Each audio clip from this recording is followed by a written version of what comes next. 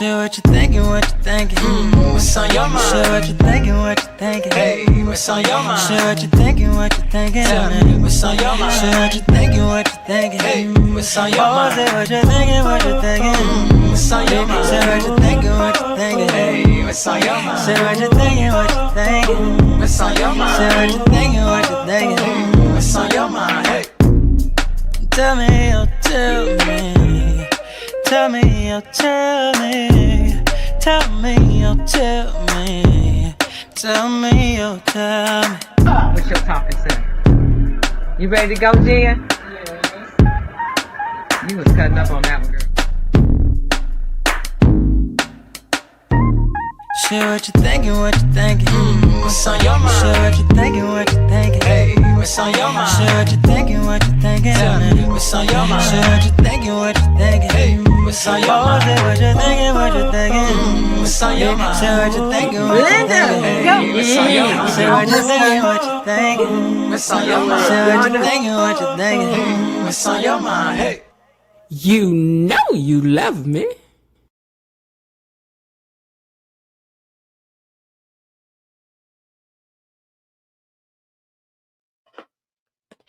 What's happening? Hello, gatekeepers. Happy Friday, everybody. Welcome to another episode of Beyond the Gates Unlocked for our Friday night fish fry family feud and argument, which is all in love. Now, if you don't like to argue, this ain't the spot for you, okay? When we argue, we don't argue like that. Now, we argue with a little dignity, with a little respect, but we do argue. Tonight is the night. I always tell you all to put your comments on, lock your capital letters in, because that's how you scream at people. That's how you argue online. Lock in them capital letters and go on ahead and let your comments fly. When you just do it. It's Friday night. Just do it. Just do it. Tell them you mean what you said. You said what you mean, okay? Lock it in. I'm gonna lock mine in, as a matter of fact. But the next time I type something down here to y'all, give me 1 second too. I forgot to. Always something. I'm trying to get here on time, and yet I'm always forgetting something. And I want to tell the people over on TikTok that we're over here if they want to come over and join us. Did y'all have a good day today? Have you had a good week? Did you have to get into it with anybody at work? Did you have to get into it? Or was y'all able to behave yourselves? I just want to know. What did y'all act right or did y'all not? Did y'all? I don't hear you saying nothing. Huh? Well, I was good this week. Last week, not so much. But this week, I was good last week too. But I just almost came this close now. Don't push me, 'cause I'm close to the edge. I'm trying not to lose my head. It's like a jungle sometimes. It makes me wonder how I keep from going under. That's the truth. Hold on, let me put this on here. Live panel discussion right now about Beyond the Gates. Join us. Okay. All right, now, if I can make that small enough where the people can see it. There we go. Live panel discussion right now about Beyond the Gates. Join us. All right. So we've added that to the story. Oops. I don't know what I almost did, y'all. I'm about to start sending people live stuff I don't want them to have. Come up over here. I want your child. I'm about to turn on the camera live up in here. She ain't ready for all that right now. I'm comfortable. And for any woman on here, you know what comfortable means for us when we get on, child. I'm comfortable, okay? And once we get comfortable, we ain't going nowhere else for the rest of the evening. Don't ask me to re-put on no stuff. I ain't about to put it on no more. I'm not. I am your host, Miss Jen, if this is your first time over here, and I am the gatekeeper in chief, and baby, we made it. It's Friday. If you're coming into the room, go on ahead and hit the like button for me, and if you're new here, welcome. We're so glad to have you, and if you've been hanging out with us for a while and you haven't subscribed yet, what you waiting for? You know you love me. Come on, become a part of the family. And shout out to all of you moderators who help to keep things flowing and going over here. If you get into a problem, this is something I want you to know. If you knew of it, don't come crying to me about it. If you get into a scrape, down into that comment section. Don't come over here running over here to me because I will not be able to help you. The moderators, they run that down there. So if they put you in timeout, if they end up taking your comment down, baby, that's on them, not on me. I ain't got time to be into that part. They run that, I run this. They run that, I run this. Only time I get in it is when this thing got real serious. Okay. Before we make a decision to block you up out of here, I have to at least say, let me think about it. But outside of that, baby, that's they chat. Don't come hollering, crying to me about what y'all done got into it down there. So hey, my squad. So special shout out to them and to my replay gang, because I know some of y'all are watching this while cooking dinner and driving home and in the morning and all of that, hiding from your coworkers, and you somewhere right now talking about, I got to get in and see what they talking about tonight. We know it's all right. Thank you too. Leave me a comment and let me know you were here. Y'all know what time it is. Let's break out this romper room mirror and see who is down here typing in the comments. Who's that typing in the comments? Well, I'll tell you who's in the comments. Who's in here from New York, Atlanta, Detroit, and Texas, California, and Florida? All right, gatekeepers, where y'all from? Go on, let the people know. Let the people know where y'all from, okay? All right, so let me go ahead on and see who's in here. Okay, don't forget that tonight is our Friday night family feud and fish fry, which means that in order to unlock the live panel, you know the rules. Once we hit 5 sponsors, whether that's by super stickers, super chats, membership, gifted memberships, we unlock the panel and start bringing folks up on the stage so that they can give you their opinions, which these people, y'all lean into, you be wanting to hear it. So go on and do that. I bring you my very best. I give you all that I got. And all I ask from you is that you do the same for me, because I'm never going to bring you half-hearted content. And I want all of your support. All your support that you can give, it would be appreciated, because I am definitely digging down deep and giving you everything that I got and then some. All right, Linda says, greetings, gatekeepers, cousin Tony, and I got to move my thing back around. I got my head turned one way, mic another way. Hold on. Okay, let me see if I can turn this way. Okay, so she says hello to Tony Lynn, cousin Tony, and wait a minute, cousin.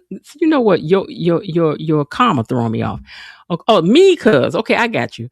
Okay, greetings, cuz Tony Lynn and Moss, because used to call him cousin Tony Lynn. Okay, I got you. All right, and then why's my thing so far behind? Hold on. I gotta refresh my feed. Hold on 1 second. Give me 1 second. I just want to make sure that this over here is in sync with what's over here. All right. Okay, there we go. All right, so she says, y'all, I brought plenty of teriyaki chicken, teriyaki beef kebabs, and I have rice and plum wine. What's plum wine? Do I want some plum wine? And I don't know. Where's you bringing this bougie? This bougie stuff. What is that?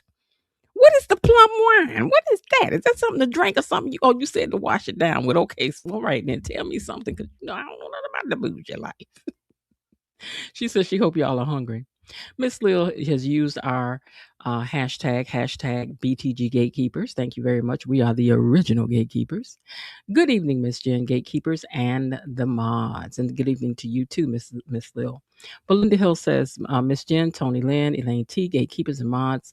Good Aga Friday evening. Thank you so much for being here and for being one of our moderators and the officer of the doggone like button. She got a lot to do. She got work to do. She got work to do. Okay, Coretta J5V says, good evening, Miss Jen, the mods, fellow gatekeepers. Hey, happy Friday. Happy Friday to you as well. Lillian Foy is in the house, and she says, good evening, everyone. Good evening to you, too. I bought oxtails with, okay, now see, Belinda, you speak my language. Let me read let me read you what Belinda bought, Linda. She bought oxtails with potatoes, hot wings, dirty cabbage, triple layer yellow cake with chocolate ice. And see, this is what I'm talking about. And peach moonshine, plenty of it. So sip slow because it's powerfully sneaky. What? Hey, listen, back there in the kitchen, whatever, whatsoever that Belinda bought, put me some to the side. It literally just, but look, just a tap of that moonshine, because I don't really drink nothing because I can't handle my liquor, child. But just a tap. And when I say a tap, I mean a tap. Don't no more. I just want to see what it tastes like. All right, so I get some of that then. Thank you so much, Belinda. What? Now I want 2 pieces of cake now. You already know. Because she got the chocolate cake with the icing and the cream and stuff. I want some of that. All right, now Myrtle Tinster also says, "Good evening, gatekeepers and mods. Hey, Myrtle girl, how you doing? How you doing?" Belinda says, "Please remember to hit the like button." Yeah, I done told him, girl. I told him hit the like. You know what? In fact, so that I'm gonna hit it over here on my second device. I don't know if I hit it on my other device. Let me go over here and make sure. Give me a second, you guys. I support myself. Even when I ask you all to support me, I support myself. Okay, there we go. So that's 2 likes I've given myself from my other devices. Hold on and get ready to okay. And Belinda reminds you that those of you who are in the bushes, you hit the like button too, okay? Rhonda Reed's in the house. She says, "Good evening, everyone." Hey, Miss Rhonda. And Linda said, "Hey, everybody." Miss Jen was a good girl this week. I was. I really was. Replay gang forever. See, that's for y'all that's listening later. Peggy says, "Miss Jen and moderators BTG just came in. Girl, you on time. You right on time. Plum wine is a Japanese wine. Is anybody in here Japanese? Is anybody in this listening? Because it's not that it can't be, but is anybody in here Japanese? Tony Lynn might have been. I'm saying it might taste all right, but I don't know nothing about all that. Thank you, Peggy, for being our first sponsor of the night. Peggy has given us a super sticker, which, hold on, let me see. Is that highlighted or not? Let's see if the number moves. Let's see. Okay, give me a second. Okay, now I see. All right, so thank you for being our first sponsor of the night, Peggy, with your $4.99 super sticker. Appreciate you. Linda says thank you as well. E Daddy says, "Good evening, gatekeepers." All right, y'all. We have 1 super sticker. We have 4 to go, but that does not mean you need to stop there. It is okay for you to go above and beyond what's asked. We don't have to always do the bare minimum, but I do understand that that's not possible all the time. So I do understand that, because believe me, I understand budgeting. Vanessa is despicable. She wants to follow Joey to the ends of the earth, yet neglect her kids. Oh, wow. That's how you really feel. Okay. All right. Well, that's all that has checked in. So in the meantime, mods, I leave it to you to remind them to become sponsors or gift a membership or something. We need 5 of them in order to unlock. Thank you, Coretta, for being our second sponsor of the night. We appreciate that as well. Coretta J5V is our second sponsor of the night. Thank you so much. I appreciate you so much for that, for the support that you guys give us on Friday nights, for this extra that we look forward to being here all night long. And I do it because I love y'all. I do. I want you to have a good time and enjoy the even on days that you didn't really enjoy the show, I try to let you come over here and let's make it fun some kind of way, but especially on Friday, baby. We want to all go on Friday. And I know y'all ain't forgot what all went on this week. We had a good week. Can't we? Ooh, I can't wait to get into these previews for next week, because I can't wait to read y'all those. Okay. Let me get back to my notes. Now, once we hit the 5 sponsors, we will unlock the panel. And after the week we've had on Beyond the Gates, we need a panel tonight. There's already too much to discuss. Who is the impaler? Who's standing in Joy's doorway? Why is Joy all rattled? I ain't never seen Joy rattle before. Never. But he is now. Is Ashley pushing Grayson away because she grieving, or because she punishing herself? Excuse me. Is Joy involved, or are Vernon and Anita barking up the wrong tree? Joey ain't involved in this. Joy too scared, baby. Now, so we can put Joy off the list. But listen, on Monday, we find out who the impaler is. On Monday. So tonight, we got to get down here and super guess and see who's going to be right. Okay. Can somebody explain why Naomi all of a sudden all handsy with Grayson over there at Orphan? See, you know they like to mirror stuff. So you got Kat over here with her hands on somebody. And now she got her hands on Grayson. And these are 2 people who are dealing with people who are trauma bonded. Lord, I tell you got to keep your people away from people going through things. This is how stuff gets started. Anyway, so let's get those sponsorships rolling in because tonight is definitely a panel night. And remember, Beyond the Gates is the show, but we the gatekeepers, the original gatekeepers, are the community. And that's why this space matters. Now let's get into today's episode. Let me get on up here. Hey, Dees, let me get on up here and unlock these gates and find out what had happened was today. Beyond the Gates. Gatekeepers, it's time for our daily dose of Beyond the Gates Unlocked. Now, this is how I felt about today's show, too. Gatekeepers, Get in here. The tea was hot. Get in here. The tea was hot. Open up the gates and get in here. Gatekeepers, gatekeepers, get in here. what?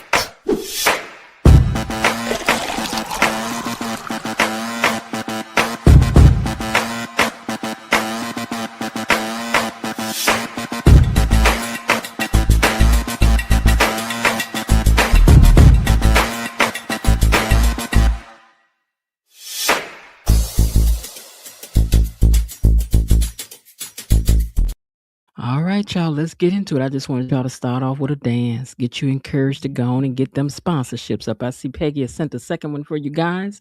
Thank you so much for that again, Peggy. And, you make it your first time to be a sponsor. You got to be afraid. Let them use you. I keep telling you, I'm letting them use me. Do you not leave here laughing? Do you not sit back and say, "Oh, Miss Jen, you so crazy," then listen to the panel and want to argue with them, but you scared to come up here, but you let them do the arguing for you? Yes, all of that. So, don't be afraid to go ahead on and show your appreciation. Appreciation. That reminds me, I gotta call my aunt. Inside joke. All right, so here we go. We start off over at the Duprees mansion where Vernon is on the phone with none other than Victor Newman himself. I don't know anything about this man because I don't watch these shows. Okay, just this one. I watch this one and that's all. Okay, I don't know nothing about the other ones. So I'll be looking for E-Daddy and them to come up here and tell me about him. But I'm going to tell you what my impressions of this man was right off the bat without ever having seen him before. Powerful presence this man has. This man is a really good actor because I felt scared of him and I don't even know who he is. Is he scary? Because I was scared. Now this could have very easily been Joy because I was a little afraid of him. I was nervous and trembling. I was. So he must be a real some of my mom. Okay. He must be a real some of my bomb, baby, because I could feel that this man right here is not to be played with. Am I right or am I wrong? Let me know. But he'll be attending the fundraiser because he has a great deal of respect for Vernon. So after the call, Vernon and Anita talks and she's like, "Give me all the details, Vernon. I know there's something up. And what is it?" It's nice to see her returning back to herself, her looking and feeling more like herself these days, a little bit at a time. So that's really nice to see that for Anita. Now, when Vernon tells her that Victor Newman will be the keynote speaker and be making a hefty donation, Anita is thrilled. Apparently, Victor also supported Vernon back in the day when Vernon was in office. So now, I don't know if Victor Newman is secretly running elections across multiple soap operas, but it's starting to sound like that. Either way, Anita and Vernon are convinced Martin just got a major boost. Okay. And then it leads me to wonder, do Victor be buying elections? Is that what he be doing?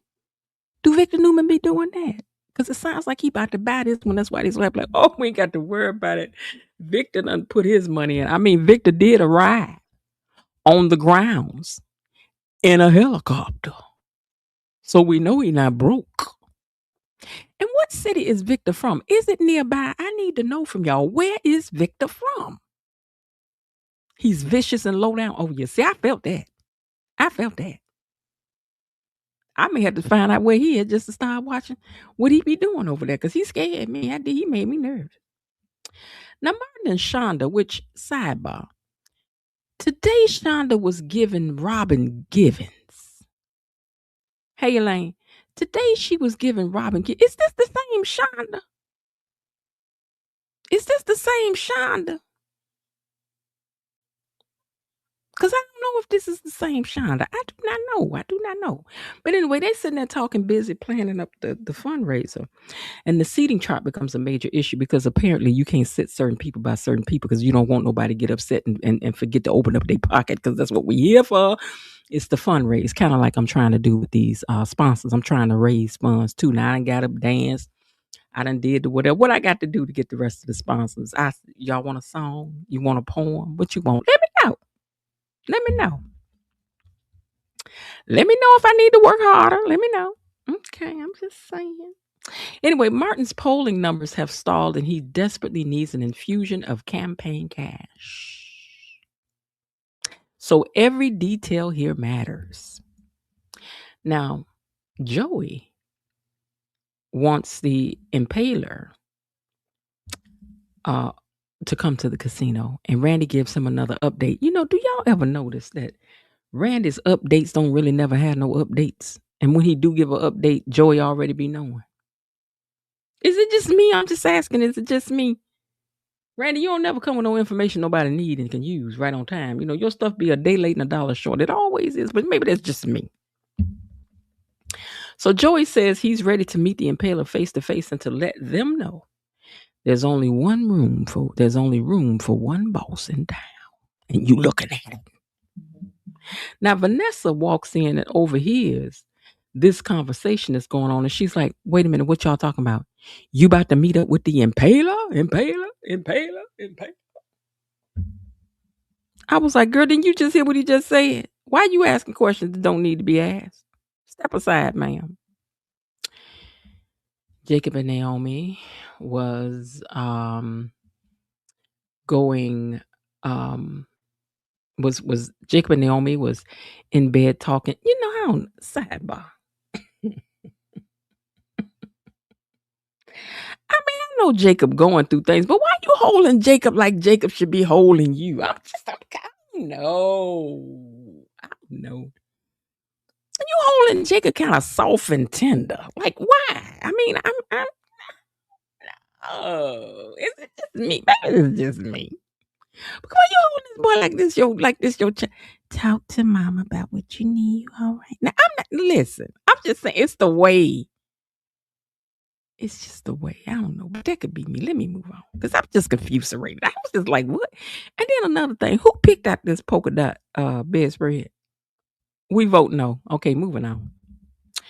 Now, thank you, E-Daddy. Thank you, E-Daddy, for the for being a sponsor tonight. Thank you so much for that. Okay, let me keep moving here now. Back at home. Wait, I've already read that part. Hold on. Okay, so anyway, they talking because I got sidelined talking about the spread and her holding him ever so tenderly. She holding him nice and tender. You know what Rhonda read? Ooh, Rhonda. Okay, anyway. So he was like, how's Ashley doing? And she says, well, she's doing as well as could be expected. And then Jacob starts talking about how he's still carrying guilt over Derek dying, but he can't stop replaying everything that happened at the warehouse. But I tell you what you didn't tell your wife. You ain't told her about them gunshots, but you told Kat. You sat in here and said a whole lot of other stuff, but you didn't say, and I'm hearing them gunshots, because the gunshots is the part that's the problem. Why you didn't tell your wife that, Jacob? Jacob. Why you didn't tell Naomi you was hearing gunshots? I guess the same reason why she ain't told you she got the brackaging.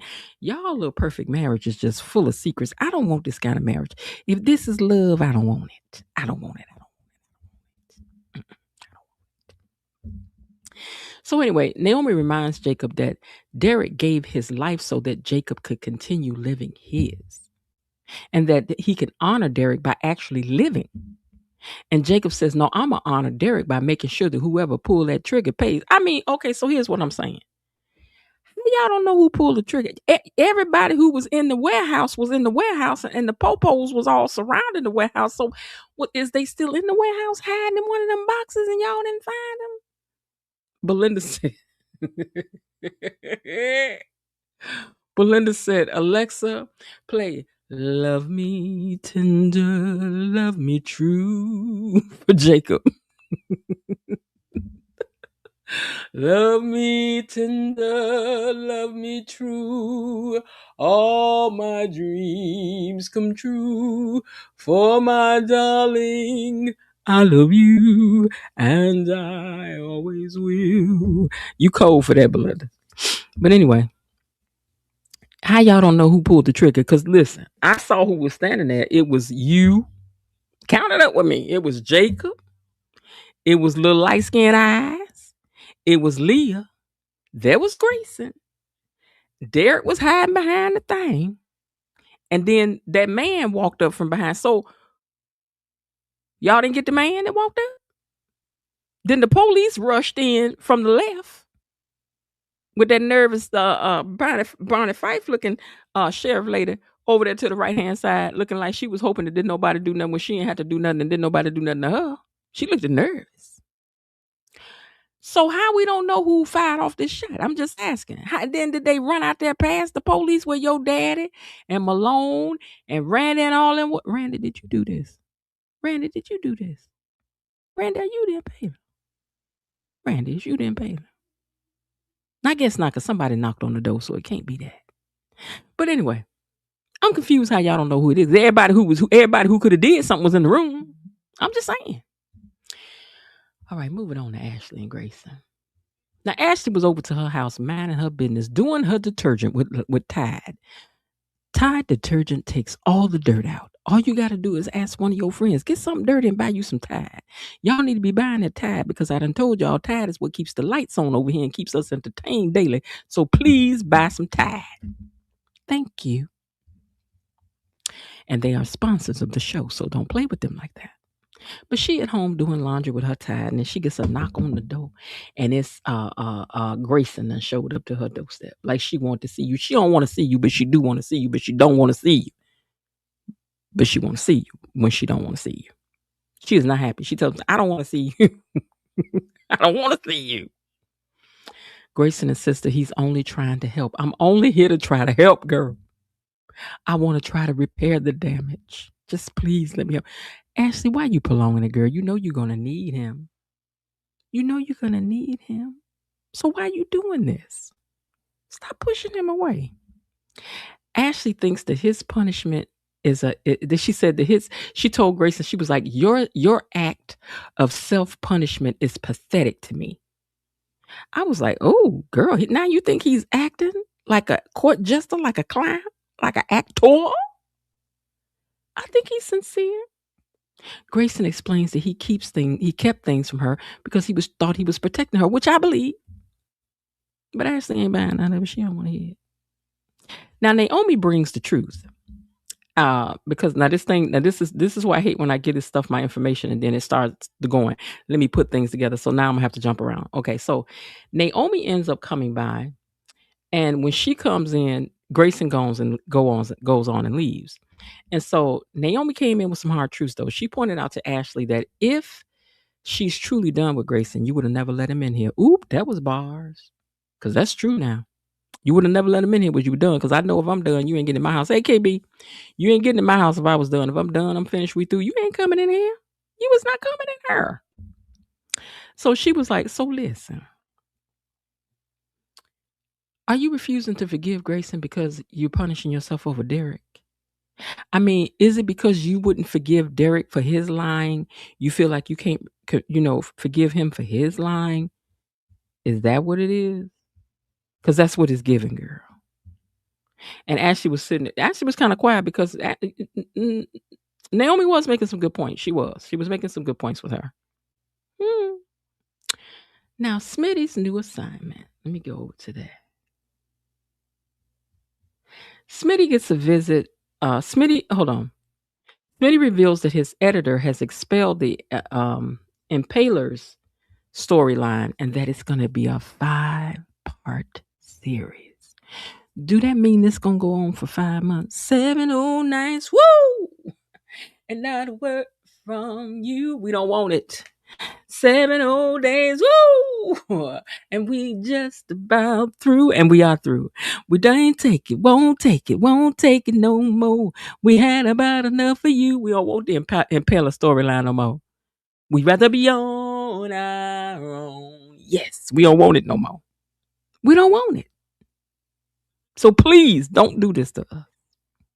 But Martin is clearly irritated because this means that Smitty's gonna be spending less time helping him with the campaign business. You know, why is it that when people marry sometimes, especially when they climb in the corporate ladder, they expect for you to put your whole life on hold the bill they think, which is sometimes it's not a bad. I mean, if it works for you, it works for you, but you can't just force somebody to do that. Somebody has to be in a position to want to do that. Case in point, Tabitha Brown's husband said that when she said, "I want to move to California," he said, "I was like, you know what? Let's do it because we ain't got nothing else more important popping." Everything, he said, Tabitha's dreams sounded so far fetched to him that he just started to enjoy listening to her dream. He said, my wife would talk about the craziest stuff that she was going to do one day and accomplish. And I got to the point where I'd be like, tell me about some of your dreams. I enjoyed listening to her dream. And lo and behold, she did everything she said she was going to do and even more. But the thing is, he supported her, but he was in a position to support her. But it doesn't sound like she forced him to either. And I kind of think Martin just expects the same way Bill expected Danny to just park everything in her life and just, be there for him. Whatever you say, Bill. Whatever you say, Martin. And I think the tension is going to grow between the two of these. Now, Anita is at the house and she making phone calls. She was on the phone and she was calling Anastasia. She was like, hey, girl. Yeah. I know, girl. Yeah. How's Jessie? She's good. Oh, good. She looked lovely at the cotillion. She did. Mhm. Well, I'm so sorry about that whole mess that we had down at the cotillion, but only one person can win. And it's not like Chelsea couldn't have won. She definitely could have. Just a little snafu that happened, but that's not your fault. Listen, girl, what I'm calling you about is Martin having a fundraiser, girl. I need you to bring your hefty pockets round there. I need you to do that for me. So she gets her support for Martin's fundraiser. Mission accomplished. Pocketbook open. Cotillion drama is addressed, and Anita did what she does best: play the game. Anyway, now Jacob has got a plan. He done showed up over to Smitty. He was like, I got a plan. Let me tell you about my plan. He was like, well, what's your plan? He was like, so lean in. Let me tell you, okay? So I was thinking that we can compare notes on this investigation and look at what else can be done. I mean, we done caught Leah. Ren is locked up, and we still don't know who the impaler is. So I got a proposal for you. He was like, what is it? He was like, listen, what I need you to do is it would mean you sticking your neck out more than me sticking my neck out this time. And Smitty's like, okay, what we talking about? So he says, I believe that the impaler is narcissistic, and narcissists crave credit. Y'all know this from Leslie. And so he goes, so here's what I think. I think you ought to write an article claiming that somebody else is the impaler, and then wait for the real one to reveal themselves, because they ain't gonna be able to sit back and watch somebody else get that credit one way or the other. So Smitty's like, nah, we ain't gonna do that. But I tell you what we can do. We can kind of ask the public to let us know what they know, and then we can start. I was like, now Smitty, why you ain't want to do it Jacob way? At least Jacob way sounded a lot more exciting. It did. You in here boring it up the thing already. Now, back at the casino, over at the casino, Vanessa is going in on Joey about wanting to know about this impaler mess. Now she need to know what's going on. I need to know, are you in it? Are you not? And if you is, I want to get in it with you, because whatever you do it, Joey, I have to do it with you. I don't care if I go to jail. I don't care if I have to leave my cheers. I don't care. I don't care if I don't have no money left. I don't care if my reputation is ruined, Jefferson. Joey, I don't care. I just need to be where y'all want to be, where you are. Oh, Child, I don't want to be there nowhere with nobody that bad. I really don't. I really do not. I do not. I do not. I won't not. I will not. I ain't not. I ain't about to do it. Okay. So Joey finally gets tired of arguing with her. And he said, listen, you're going to have to leave. I know you don't like it, but you got to go. Because you can't be here when the impaler come. That's the name alone should tell you that this is a dangerous situation. And you can either walk yourself out of here or Randy going to carry you out. And Lord knows she's tiny enough to carry her out. Okay? Now, what I found interesting about this is that Randy, for the first time, is allowed to stay in the room with Vanessa and Joey. Has that ever happened before? Because I don't think so. I think people usually clear the room and let them be alone. So why is he standing here today? I don't know. But Vanessa grabbed her little purse and she was like, he ain't got to be carrying me nowhere. Listen, sister, you should have let him carry you. I mean, all the muscles and things, Randy Gagger, you could let him pick you up and carry you out of there. I'd have been like, well, let him carry me then. Do your job, Randy. But anyway.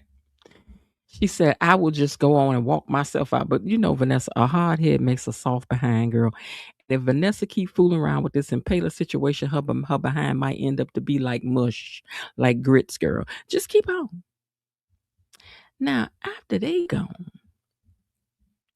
Joey meets with a thick gentleman who immediately gets my attention. He big, he tall, he thick, he of a certain age. You know, this is my kind of carrying on, especially with this voice that this man had. He opened his mouth. And all I could hear was Barry White, right on, right on. Yeah, Joey, you know, I was like, ooh, let me hear him talk to me. Talk to me, Barry White Jr. You know, he's a man of a particular age, too. This is my kind of carrying on now. But he's apparently a gangster, too, so Miss Jen not interested in that part. But outside of that, you know, he can stay on the show as long as he wants. Now, I like Randy, but if we got to be choosing, you know, see, we need some people of a particular age on this show, you know. And, you know, yeah. Now, he gestured a whole lot. He had a whole lot of gestures like he was on the football field telling somebody, giving somebody the plays to something, you know, down on third over here, run over there, you know, like he was like the one, like the umpires when they are talking down on third over here, the flag on the play. He had a lot of gestures, but outside of that, sir, I enjoyed you. Bravo. I don't even know what you came up in here talking about because I was just listening to his voice. Y'all fill me in because she don't know. She don't know. Now, Naomi and Grayson run into each other at Orphe Jeans, right? And she encourages him to just be patient with Ashley because Ashley is struggling with survivor's guilt, and so is Jacob. And then Jacob reveals that he's been offered a position at the clinic because this boy still need to make money for his mama. But he's hesitant because it feels like he's stepping into Derek's life. You know, we agree with you. I don't know why they wrote it this way, but whatever. Because I think if you go in a position, they're just going to make you continue to work with the impaler because they already got you once. They can get you twice. And they know where your mama at. They already got all the background information on you. See, people attack people that they can get some information on. That's why you have to keep people at your business. But they already in your business, sir. So they know where you at. They know what time you clock in. They know already that you be in the stairwell. They done already came and got you once, sir. So I'm just, and they know where Ashley at. Mm-mm. But anyway, he don't really, so listen, so then what had happened was while they was talking, right? Naomi reaches over and puts her hand on top of Grayson's hand. Reach out and touch. Look at that. Somebody's hand. Look at that. Make this world a better place. If you, girl, what you doing? What is you doing? See, Jacob, listen. Let's just look at this objectively, okay? This was your husband yesterday, and he ain't told you nothing about the gun, you know, the shots that he in his head. That you know, because he's replaying what happened, the accident that happened at the warehouse. He ain't told you nothing, but now he over here all hugging Cat for comfort. And now you over here with your hand on Grayson. This ain't making for no good combination, people. I don't know, but we got to figure it out. What y'all think, though? I'm not saying nothing. I'm just watching. We just watching. And I got a feeling I'm going to get the butterfly about something over here. Something. people leaning on each other in the time of need. Baby, you got to keep your spouse away from people when they in the time of need. Mm-mm. Now, back at the Dupree mansion, Vernon tells Martin that, hold on, let me get back up to these pictures. Vernon tells Martin that he still believes Joey may somehow be connected to the plasma ring. Wrong answer. No, he not. But Martin isn't convinced. He points out that Smitty hasn't uncovered anything connecting Joey to the operation. And, we be pillow talking. He ain't said nothing about that. Still, Vernon isn't ready to let the idea go. Personally, I think they barking up the wrong tree. Now, back at Nessa and Joey's house, sidebar. Nessa, you got a whole mansion. You done moved up in this thing and left your mansion? Because, I could come over here sometime. But a mansion is a mansion. You know what I'm saying? You come over here sometime, but a mansion is a mansion. You got service and stuff over there and you over here? I'm not following, but okay, girl. Maybe you're just trying to keep the property value, still going up while you hold on to it. I don't know, but we'll see. So back at the house, she admits that she's scared. And she's already lost one man. Her and Randy sit down, sidebar. Randy, your arms look like they fighting for their life in this shirt. Look at your muscles is too big almost for this here shirt. They gonna have to get you a bigger shirt and just taper that thing down, because all this chest and arms and things you gotta just, I will not have y'all judging me. I would not have y'all judging me. I'm just pointing out the facts. Don't be over here trying to acting like I'm acting like Tino. If you know who Tino is, and you know who Tino the Yorkie. I'm not acting like Tino. I'm just pointing out the facts. I'm just, that's all. Anyway, so she's over there talking about how scared she is, and I done lost one man I love, and I don't want to lose another one. I can't lose Joey too. So she told him to go on back to the casino, but before she did, they was talking about Doug, and she was like, I admit that I didn't really like you at first, but then I grew to like the fact that you were someone from Doug's past, and you made him comfortable behind these gates. Because, excuse me, hold on, ma'am. Wait, hold on one doggone minute. I'm sorry, does your family have pedigree, Vanessa? Because ain't nothing about you reading pedigree. You read to me. I know she was friends with Nicole now, but what is your pedigree exactly? Because Doug was a whole doctor. And when people go to school, what do you mean not comfortable? Girl, when you go to school like that, you got to get comfortable with people. You getting up talking, meeting, greeting people. You got to rub elbows with all kind of people to get through them kinds of schools and things. So don't y'all do it. But anyway, she sends Randy back to the casino to check on Joey, because she worried about her little Joey. I need you to go check on Joey. So when he get back over there, Joey over there, before he get there, Joey in there preparing. Joey done made sure he got a pow right up under this table right there, so he could go around there and get that thing. Y'all seen Harlem Nights, in that scene where Richard Pryor had that thing up under the table and the little boy went up in there and got it first? Joey got that in there. Joey got one of them right up under this table. Mm-hmm. Not only that, Joey had another one over there behind the bar. Not to mention what he got down in his sock. And then, if you let me tell it, he probably got one of them shoes like the man had in Get Smart. He could just pull the shoe off and just bang, bang, bang, bang, bang, bang. Just tear up some stuff. Mm-hmm. Joey in here getting ready. Joey, let me tell you something. Joey in here, shake it up tonight. Ooh, yep, that one there. Show him how to party right, yeah. Joey in here getting ready. He got to get ready. Joey in here getting ready. Joey patting his chest. Okay, I got this one right here. I got this one back here in the small of my back. I got this one down here in my sock. I got this one. Joey's scared. Have you ever seen Joey nervous about anything? Joey is as cool as a cucumber, baby. Joey is as cool as the other side of the pillow. Joey is as cool as a polar bear up in the North Pole, baby. Joey cool, but not today. Joey is nervous, to say the very least.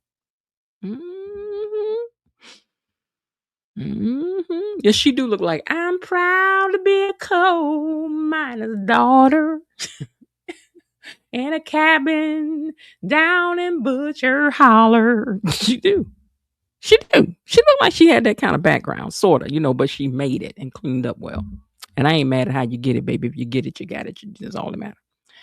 Now, in the final montage that they showed, Martin was giving I had a dream kind of speech because he was going over his speech over at his grandparents' house. So while he's going over that, they're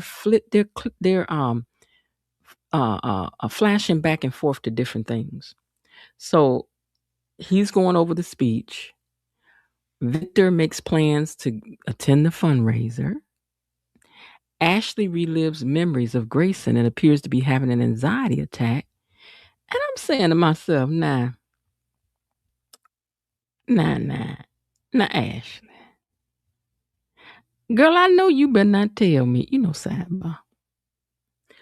What's this on this refrigerator that she went off on Grayson about keeping clean because he got a fingerprint on it?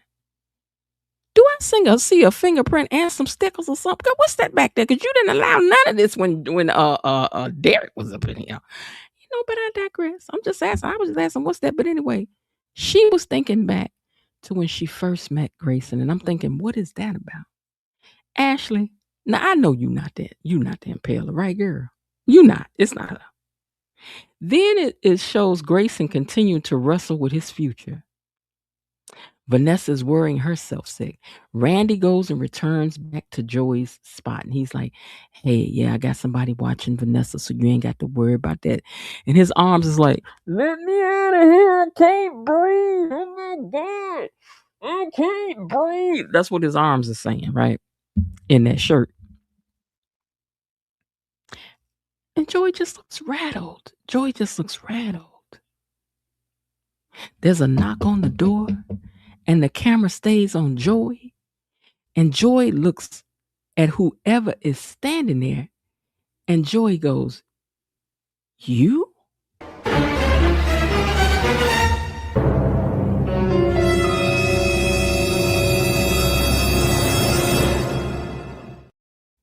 I could not believe. Thank you, Peggy, for being a sponsor. Thank you, Coretta, for being a sponsor, and Peggy for your second one, and also for eDaddy. Let me grab down in these comments and see what you guys are talking about right quick, and make sure if we've made our if we were able to unlock the panel or not. Okay, hold on. Let's see. That's eDaddy's. I don't see anything else lit up. So let me go down here and get you guys comments. Okay, hold on. Vanasty is gonna get smacked upside her head for being so pushy. Ooh, you don't have to be Japanese to appreciate a good taste. We don't know nothing about that, Linda. I don't anyway. Now you and Bilo DD and Elaine and possibly Raven Maniac are our resident bougies. Y'all may know something about that, but I don't know how many motorists be drinking no Japanese wine. But we'll see, girl. How many of y'all be drinking that Japanese plum wine? Let us know. Oh, Lord. Dee says good evening to everyone. Okay, let's see. Eric, somebody was an Uber fine back in the day. She saw him in an episode of Murder, She Wrote last night. Who is this? Eric Brendan? Is that who's playing Victor Newman? Victor Newman is a vicious, low down, and treacherous. And Elaine says, hey, y'all. Victor does whatever he wants. Really? Oh, he's from Genoa City, Wisconsin? Is that in Wisconsin? Wisconsin? Who be doing stuff? Let me tell y'all, when we used to visit our cousins in Milwaukee back in the day, we thought that was the most Mayberry like type place. And it's so funny that it's so different there now. They couldn't even jaywalk there. Oh no, you can't cross there. You have to go to the corner. It was something, But Wisconsin, even though I know, now let me tell you something. I can't tell you. I don't want to say that name, but Wisconsin got a lot of interesting stuff in it. Let's just say that it's a lot of interesting stuff in Wisconsin, even down to the people that wear them little hoods and things in Wisconsin. I am doubling down that this recap. Wait, I'm doubling down with this recap in the next game. Girl, I ain't mad at you. Yep, I thought it was Robin Gibbons at first too. Thank you, Fadon. Wait, Fadani. Thank you. Joey sees all and knows all. Evidently, he don't, cause he ain't know who the impaler is. And then let's hear the thing. Didn't Randy know who it was before he walked in there? I mean, how did Randy not know who the impaler was? And you coming to say you set up the meeting, sir? That don't make no sense. Because he's acting soft and tender. Y'all stop. Don't y'all do him like that. You know, let me tell y'all what I done decided. We're gonna have a members only meetup where I'm going to tell you what I really think about some things on the show because I'm not gonna say certain things about certain things out here in the public eye. Jacob being one of them, okay? Alexa, play Elvis's Love Me Tender for Jacob. Greetings, Miss Jen and Mars. Hey, KB. The guys that pop out, Derek looks like Joey's bodyguard that was in today's episode. Wasn't no big old black man in there. Wasn't no big old black. It was a big old white guy. Lighter. It was a white man. Naomi, Ashley, and Grayson got and gets on my nerve. Ashley is just mad at herself. I mean, I'm confused. This was all Grayson's fault. Ashley could not have cared less about Derek 3 weeks ago. Now to Ashley, Derek is a saint and Grayson is awful. Ashley, she wasn't forgiving again. You ain't even want nothing to do with that boy. Now Ashley wants to, but that's how guilt gets you. She do want to fall all over the casket. Derek! They said a person hollering the loudest at the funeral is the person that did the person the dirtiest. That's the way it go. Whoever hollering the loudest. Finishing up some things, but I'm still listening. I also send a contribution toward the open night panel tonight. Oh, thank you, KB. Wait, let me look on here so I can grab it. Hold on, girl. Let me find you. Let me find you. Boom. Ba boom. Ba boom. Ba doom. Ba doom. Boom. Ba doom. Ba doom. Ba doom. Ba doom. Oh, wait a minute. It's a few of y'all sent something. Hold on. Let me highlight my people. Hold on. Okay, so we got KB. Thank you, KB.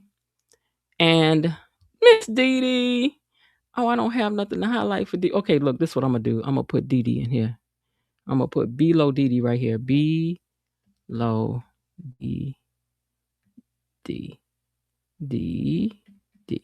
Okay, I'm just going to hit this comment and then I can highlight it so it's up here in the list. Okay, hold on. B-Lo Dee Dee, let me do that. Okay, and then... So thank you, KB. Thank you, Dee Dee. And then Miss Lil. Thank you, Miss Lil. Let me find Miss Lil so I can highlight her. Hold on. Okay, hold on. I appreciate y'all. That makes me feel so good. Okay, it is good to be loved. Okay. All right. And then there's Miss Rhonda Reed. Thank you, Rhonda. Rhonda, my girl, y'all better not be in here messing with Rhonda. I will fight, but I'll fight you about all y'all. I will. We would just have to get it, okay? All right, thank you so much. So I think I got everybody. 1, 2, 3, 4. Okay. All right, so we got 8. Our goal is 10. If we get 2 more, we will actually have reached the goal tonight. We know it takes 5 to unlock it, but the goal is 10. So if 2 more of you would send a super sticker or super chat or whatever, that would be really great. That would feel like such an accomplishment for me over here this evening. But I'm going to love y'all anyway. You know that. I'm going to love you like a fat baby love candy, okay? But thank you guys so much. All right, let me open this back up now. I got to refresh this because that's... Okay, give me 1 second, guys. Hold on. We're gonna get it. Hold on. We're gonna get it. Hold on. All right. So that being the case, let me scroll up to my questions because we ain't gonna waste no time getting this panel open tonight. It is 9 o'clock, 9 to 10, 10 to 11. We're gonna be out of here a little bit after 11, y'all. Linda, I ain't gonna be here all night long. I got stuff to do. Well, I do too. I gotta get up at 7 o'clock in the morning and do somebody's makeup and all that la-da-da. Okay. All right. So with that, you guys, let me change over my... Hold on, I gotta change over my headset. Give me a second. All right, then I have to change my audio. Give me a second here. Change my audio over to. Is it? No. I think I have to do that. Let me test it. Okay, I just need to make sure I had that part right. Okay. Give me 1 minute here. And I'm about to open up the link, and I ain't even copied the link to drop it to y'all yet. Lord, I tell you. All right, hold on. Let me turn this up a little bit more so I can hear that. All right, here is the link for anyone that would like to come up. Let me finish rolling through these comments. Linda said, thank you to the sponsors. Thank you, Miss Lil. Thank you, Rhonda Reed. Thank you, KB Mommy. Thank you, Bilo Didi. Oh, Linda, thank you. You too for being a sponsor this evening. Thank you, Linda. Thank you for being a sponsor as well.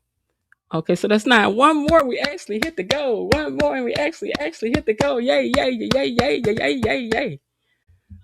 Ain't nothing like setting the goal and making it now. I'm just telling you. Randy said he was able to connect with the impaler's right-hand man to make the... Yeah, but how you know who the right-hand man is if you don't know who the man is on the right hand? Randy Fuller, I'm telling y'all. Okay, so we got to get the guessing in here tonight about who it is. And we got to make some guesses that make some sense. We need one more sponsor. We're going to unlock anyway, but one more sponsor, we would actually make the goal. And don't make somebody have to do a second one. Now, y'all don't do that. Somebody who ain't done one before, go on and let him use you. Be the one to be the reason why we made it over, why we got over. You be the one why we got over. Oh, wait, I saw somebody else came in here. Hold on. I know I'm skipping over somebody. Oh, Lightning Storm. That's who it was. Hey, Lightning Storm. He says, good evening, gatekeepers. We ready to argue tonight. Yeah, I told y'all, lock in your capital letters. Hold on. Let me show y'all. You guys say stuff like, who said that? Wait. Oh, Lord, I'm typing and ain't even in the right section. Hold on. Who said... Yeah, we locking in our caps tonight. Friday night, we should be locking in our caps, okay? We arguing all night long, okay? All right, you guys, with that, I've dropped the... Wait, let me pin the link over here on YouTube, and then we can do the other thing. Give me a second. Let me find that comment so that I can... Where are you at, link?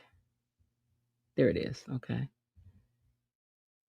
Pin message. Okay, there you go. All right, we all set to go. All right, I see you backstage, Miss Lil. Ooh, Miss Lil, what's that? Miss Lil done put another picture up here for y'all. Miss Lil ain't playing with y'all this evening, okay? All right, hold on. Let me take this picture down. All right, let's get rid of that. All right. And with that, we are going to unlock the panel. Thank you guys for your support this evening. We definitely were able to unlock the panel.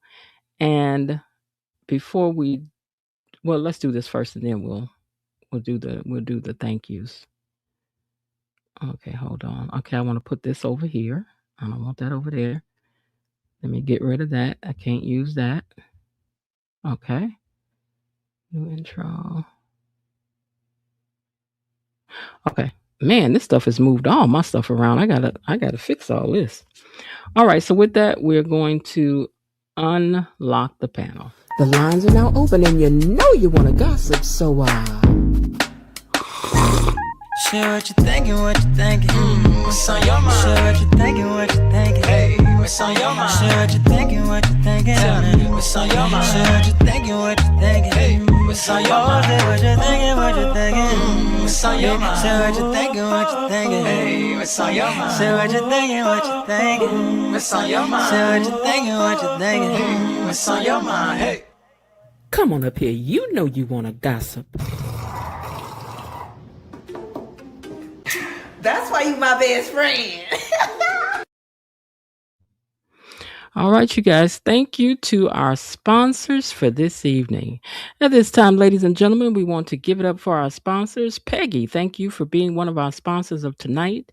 Also, Coretta J5V, thank you for being a sponsor and unlocking the panel tonight. To Miss Peggy 3523, thank you for being a sponsor. And to eDaddy506, thank you for being a sponsor. And Peggy is a double sponsor tonight. Also, KB Mommy, thank you for being a sponsor. Even though she's busy doing something else, she's still in here supporting. Thank you so much for that. And Bilo Didi, thank you so much, sis, for supporting tonight as well. And to Miss Lil, good evening to you. And thank you for being a sponsor. And Rhonda Reed, thank you for being a sponsor tonight. And to Linda, thank you for being a sponsor as well for this evening. So we want to give all of our sponsors a round of applause. Y'all are the bomb diggity. All right, with that, I'm going to add Miss Lil to the stage. Miss Lil, how you doing this evening? Fine, how are you? I'm doing good. That's a mighty pretty picture. Oh, oh, you mean I have a different picture? I didn't know I did. I don't know why. Well, you know Oh, what? This yeah, my first time that is a doing. different picture. It is. Uh-huh. I don't know. I don't know what happened. Well, that's all right. I guess the algorithm chose that for me. You're right. It did change pictures. I See that? It was like, let me just go ahead on and see what Miss Lil talking about. Now wait, now I got to figure out how to. I made this picture bigger. Now I got to figure out how to make it smaller again. Give me a second. Let me figure that out. Okay. Okay, they be changing stuff around here. Then I don't know what I'm doing no more. All right, let's see. Now if I push remove, let me see. Add to the stage. Okay, it still brought you back on that. Okay, hold on. Okay, so add to the stage. See, it keeps replacing you with me. So hold on, let me try this. Okay, maybe that's what it is. We keep it like that for now. Oh. But I did maximize them, made them bigger. So when somebody else come in here, we'll know what happened. What a week of shows we had, right? Yes. This week was crazy. So listen, we got to figure out who this Impala is because Joey recognized them. So that means that the person is somebody that Joey knows that will surprise him. So let's go down the line. Do you think it could be Deanna? Oh Lord, no. Mm-mm. You don't think so? No, not the baby girl. You may not want it to be her, but it's somebody. It's somebody he knows. Everybody thought That it was his sister. That's what most of the people have been thinking. It was his Heather. Now, see, he ain't seen Heather in so many years. I don't know. You. I don't know. It wasn't giving sister to me for some. Because I've been thinking it was the sister. So we got Deanna. Hold on. Let me bring eDaddy in. I see he's back here. Hey, eDaddy, welcome to the stage. Thank you. And thank you both for being sponsors this evening. You're welcome. Mm-hmm. Now, this got to be somebody Joey know eDaddy. So what you think about? I'm gonna go down the line. What you think about Deanna? No, it's not Deanna. I don't think it is. I think it is Joey's sister. Because Joey's sister is the one is the one thing he's sensitive about. Vanessa can't even talk about Joey's sister without Joey going off the rails. But of the people who are on the show that would shock him, you know who else I think would maybe shock him? Oh, Carlton. Lord have mercy. Why is that? Because of all that back and forth they had out to dinner. Oh yeah, that's right. The 4-way dinner. You see, Vanessa's just create a lot of messes, and that was one of them. The 4-way dinner. The 4-way dinner was a disaster. What about Isaiah? And we talk about who would have. I'm talking about. Let me put this picture up of Joey's face because this was the last picture, Joey, when he said, "You." Look at his face. This is somebody that really has almost looked like it's cutting him to his heart. You? And I missed that part. I didn't see that part when he said you. But I don't believe. But now if it was Deanna, she's a college student. What is she, a second-year college student? She wouldn't have time to do all of that, would she? No, she wouldn't. It's not her. I don't know. Okay, so what about Isaiah? Oh, I just cannot believe it would be. Isaiah loves Joey. I just don't. I can't see Isaiah. Did Joey ever meet Lynette? I don't know. I don't know. But then Lynette is definitely. if it was Lynette, then Randy would already know because he and Lynette were dating. Who said Randy don't know? Didn't know. Okay. I don't believe it's Leslie. No, it's not Leslie at all. No, it's Leslie. not. Leslie's no time for nothing like that. No, it's not Leslie. What about Haley? No. No, it's not Haley either. Because she was trying to get Joey for her sugar daddy. Okay, let me look at these pictures and see who all he done met. Now Leah locked up, so we know it's not her. Ain't nowhere in the world it could be Ashley, so we just gonna put her out the And Grayson, that wouldn't make sense to me. No. What about Malone? I don't know. I would say no. Because Malone was so disappointed in Leah when he found out Leah was involved. What about Elon? I doubt it. Mm. Why would Elon risk it all for and he almost lost his son? What if it's Smitty? No. No, it's not. It's not. Okay. It's not him. It's better not be Eva. I know it's not Eva. Eva. It's Lynette or it's going to be Heather. No, it's not Eva. No. It's not Eva. No. Okay, definitely not Eva. I don't think it's Vernon either. No. I don't think it's I don't think it's and Anita. plus Vernon is at the debate thing. So anyone who's going to be at the keynote speaking, they can't be the impaler. Mm-hmm. Okay, and I don't think it could be Anita or Nicole. What if it can't be Randy because somebody knocked on the door, so it can't be Randy. It's not Doug because he didn't look shocked enough that Doug was actually back. Lord knows it's not Ted. I missed that one. Bill? It's not Bill. No. I think it's Joey's sister. Okay. I'm just going down the line because it's somebody he knows. So, and I'm just saying, if it's somebody on the show, who are we suspecting? It doesn't have to be on the show. Heather is someone he knows, and she's never been on the show. Okay, so let's talk about. Let me read y'all what's happening next week on the show. Okay. Next week on the show, on Monday, the identity of the impaler is revealed. Vanessa leans on Danny to help alleviate her anxiety. Ted and Andre update each other on the current state of their romantic relationship. So Ted and Andre back talking again, okay? Talking about something. And Vanessa leans on Danny to help her alleviate anxiety. Okay, Leslie is determined to secure an invitation to Martin's upcoming fundraiser. So we know it's not her for the impaler then. No, it's not. Okay, Tuesday, Victor Newman touches down in Fairmont Crest. Okay, E-Daddy, when I get through with this, you got to tell me all about Victor Newman. Okay. The Richardson Smiths prepare for Martin's fundraiser. Naomi talks to Danny about her fears for Jacob being well. Naomi talks to Danny. Jacob locks horns with Elon at the station, and Leslie crashes Mona's event. Oh. Mona's event? Wow. Yeah. Mona's event.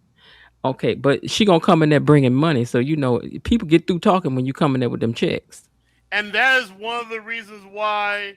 And that's one of the reasons why Beyond the Gates isn't as good as it used to be, because Mona and Leslie had chemistry, and once Mona broke up with Leslie, now their gossip corner is nothing. Even if it's Leslie and Jan is not as good as Leslie, Jan, and Mona. Okay, now they say Wednesday. Now this is where y'all had to come into it. Jack, Diana, and Kyle Abbott, along with Devon and Abby, arrive at Martin's fundraiser. Naomi convinces Ashley to join her at the club, and a tornado strikes Fairmont Crest. Thursday. Man, that was just Wednesday. Okay, Thursday. The country club takes a direct hit from the tornado. Bill and Danny need to rely on each other. Eva and Kat are forced to work together. Uh-oh. He ain't gonna like that. He ain't gonna like So that. interesting. Oh, that's so good. Mm. But Kat has already Finally have said. to- No, Kat has already said if it means taking anything from me, well, she would rather die. Well, she ain't Oh, going nowhere. Kat has to Everybody be prove saying that herself till it's now for time to once. go. No more using classism to get what you want. No Because you know more there's a using scene classism. where Kat has blood all over her. I saw that, yeah. But it's amazing that you mentioned that Mr. Newman, when you saw him, he's the most powerful man in Genoa City. He and the Abbots run there, but he's number one. And you said that when you saw him, he reminded you of a person with power. Whoever he's been playing this role so long that it just seeped through that, like, ooh, who is that? Even though he was looking cool, calm, or whatever, I was like, oh, this is a bad guy right here. Yeah, and he really is bad, and really literally bad. Now he remind me of that man that told me that he had gave me all that money that time. that's the kind of spirit he had, where I was like, you right, you gave me exactly what you said you did, sir. Let me sign the tax papers. Yes, I got it. Mm-hmm. Okay, Thursday. The country club takes a direct hit from a tornado. Oh, wait, we read that one. Did we read that one? No. This is different. We did. No, this is different. With Eva and Kat. No, this is different. Okay. Eva and Kat are forced to work together. Okay, right. Haley ends up in close proximity to someone surprising. Kyle, the white boy from Genoa City. Okay. And they're about in the same age group too. He might be a little older than her, so it's not an old man. Kyle is older than Haley, I think. But he's not an old man. No, I think Kyle's in his 30s and Haley's in her 20s. Now it says on Friday, Joy's actions earn him a favor from a VIP. That must be Victor Newman. Oh, probably so. Ted deals with multiple crises.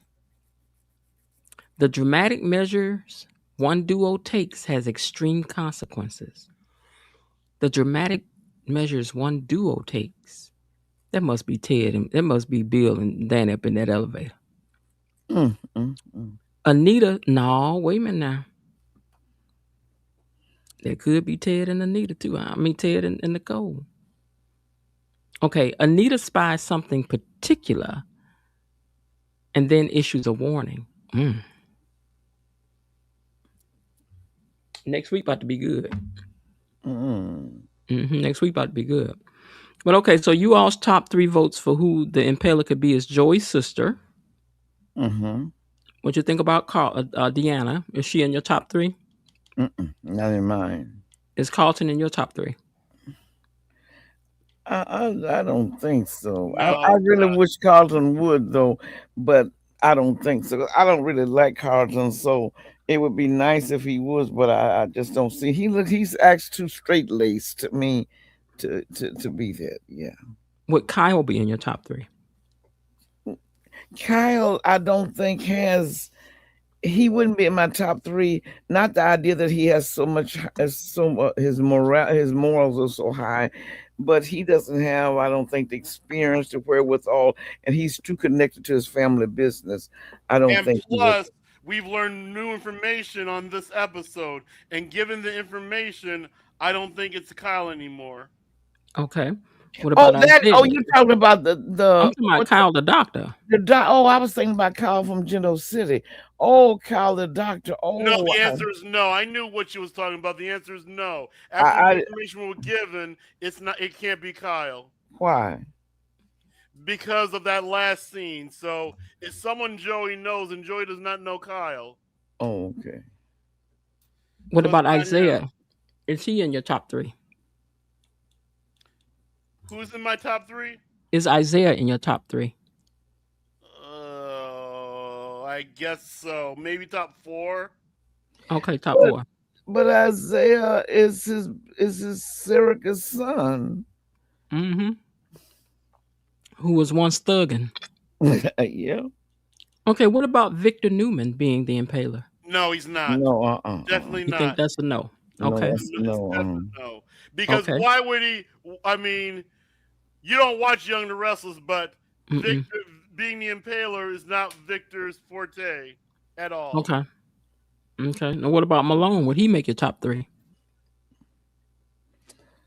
I don't, because Malone, Joy has power over Malone, and that's why I can't see Malone doing that. Because remember, Joy stopped Malone from retiring and told him he had need for him, so he wouldn't allow him to retire. That was last year, I believe, and now Malone started talking about retiring again this year, and I believe Joy put a halt to it. So if he was Impaler, why would he need Joy's permission to sign his retirement papers? Okay. So of the people that's left, which one is rounds out the top 3? Lynette, Haley, Elon, Smitty or Bill. Lynette, Haley, Elon, Smitty or Bill. I would have to say Lynette, Heather, and Isaiah. So I would have to say Isaiah's in the top 3 after all. Okay, so you think the Impaler is either Joey's sister, Lynette, or Isaiah? Oh, Joey's sister. Joey's sister. Okay, VAR says it's none of those people because the Impaler is paid. He has, I can't see the rest of that till somebody make another comment. Hold on, let me see if I can see it over here. Let me try putting it on the screen. Comments on the stage. And let's make it bigger and wider. Okay. New comments. Okay. It's none of these people because the Impaler is paid and has money. And he has money, or she. The Impaler's not paid. The Impaler is the top person, right? Yeah, that's the CEO of the business. Yeah, no, that's the top dog. That's why I said I couldn't see Malone being the Impaler, because if Malone was, why would he need permission, and how could Joey control him like he's doing? Remember, he's attempted to sign his retirement papers twice last year, and Joey told him he had need of him. This year he talked about it again, but he hasn't gone. He keeps talking about getting on the water with Sheila. So I don't think that's him, because Joey has too much control over him. Okay.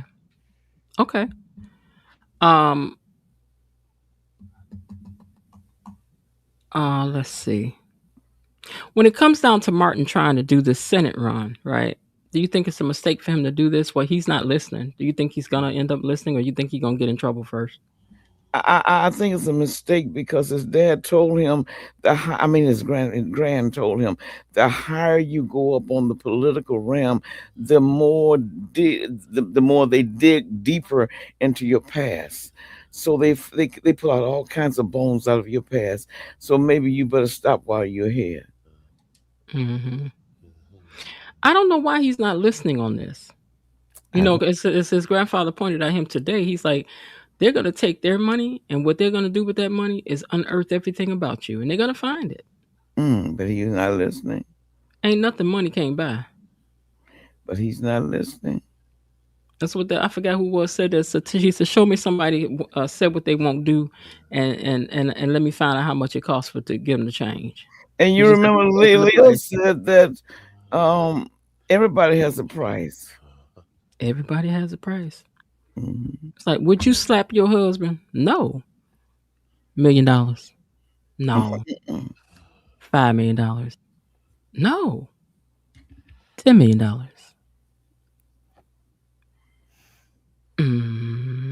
Let me ask him. You go at least go in there and ask him.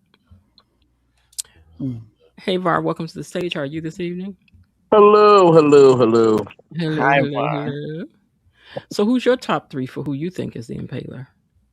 Joey's sister. And my comment was, it can't really be none of these people because the Impaler actually has money.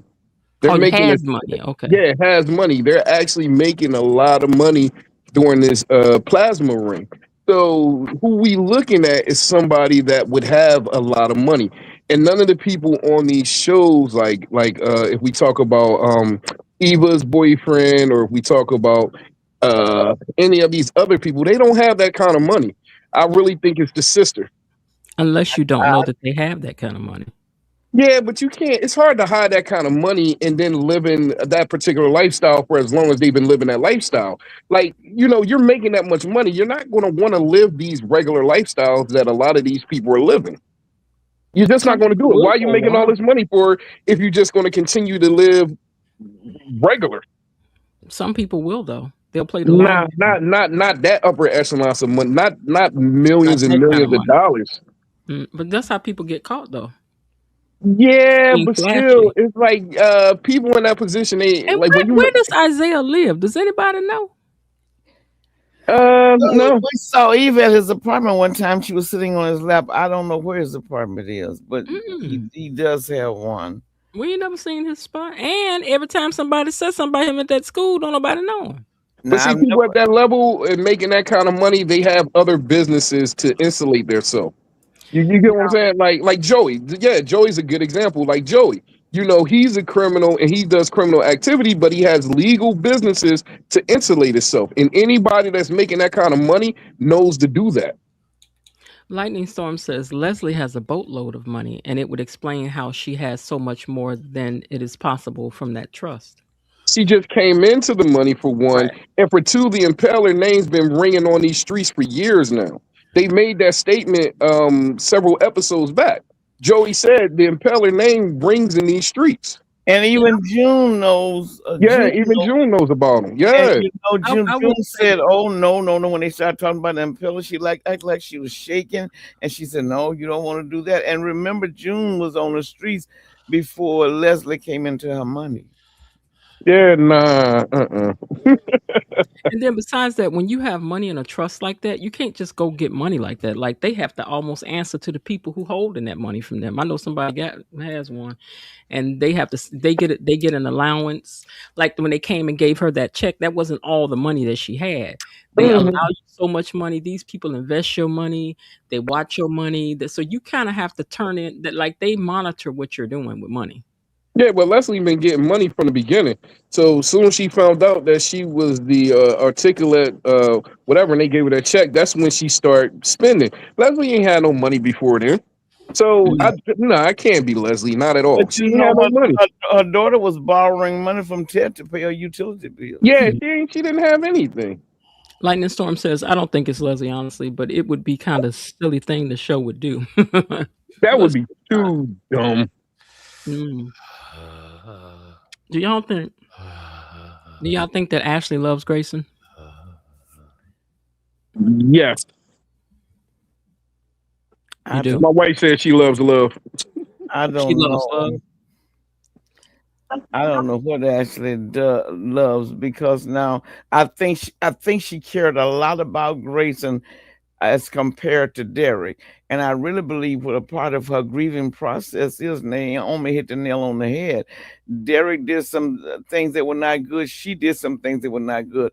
But now she has survivor's guilt, because you can't go back and erase it. Like I can go back and apologize to you. I can apologize to other people that are still alive and I'm alive. But now that Derek is gone, she's making him into a saint. And he was not a saint. Like she said, well, of course, I don't know that he was hiding that. Now, according to him, but I don't believe him, he was hiding the fact that he could stand for a wedding present. But I truly believe that he was hiding it because he was afraid if she found out he could stand up, then she knew he was going to walk and be okay, and he didn't think she would marry him. I believe that's why he hid it. But whatever reason, he hid that from her. So like she said, he was not a saint.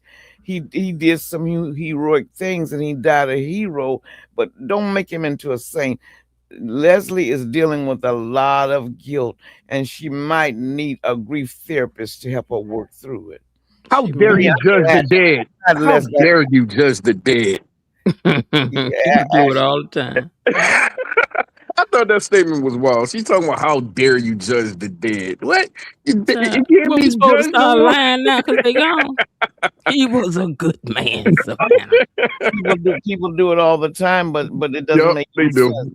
because whatever seeds you planted, then that's the fruit that is going to be known that falls from your tree. So, but they do it all the time. They try to make the person like they're so good, but like she said, Derek was not a saint. He had his issues, but he died a hero, and he was a good man. And I think he truly did love Leslie. I mean, Ashley. But the point of it is, Ashley did not want Derek romantically. Nope. Derek was more like a brother or a friend to her. That's what she and she's guilty about that because she thinks about if she had married him, he never would have broken his back. All those other things probably the devil would really paint your head with a lot of things, and I bet all that stuff is coming up in her mind. I know if I'm nitpicking a man. I was saying I know if I'm nitpicking a man about putting fingerprints on a stainless steel refrigerator, I don't like you. Yeah, yeah.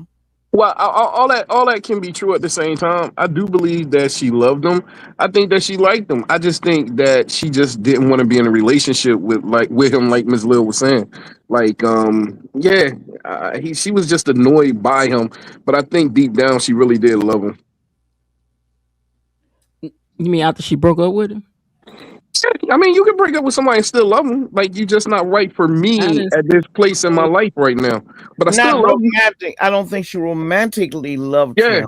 Yeah, I'm agreeing. I think she loved. He was like a brother, a good friend, a reliable friend. But she needs to stop grieving him like a widower. That's right. Man, girl. There's like a pair of shoes that are comfortable. You know what you can get away with. You know everything is predictable. But that's what her mother wanted for her. That wasn't what she wanted. Because remember when she was talking to Andre, she was talking about what it would be like to be a traveling nurse. She was thinking about the idea of really exploring life and all that. Yes, I don't think she romantically loved him. And she felt she proposed to him when he was on his sick bed because she felt guilty. But when it was so easy for her to unleash all that anger on him, when she found out he had been standing up, and Jacob knew he was standing up, but I think they both.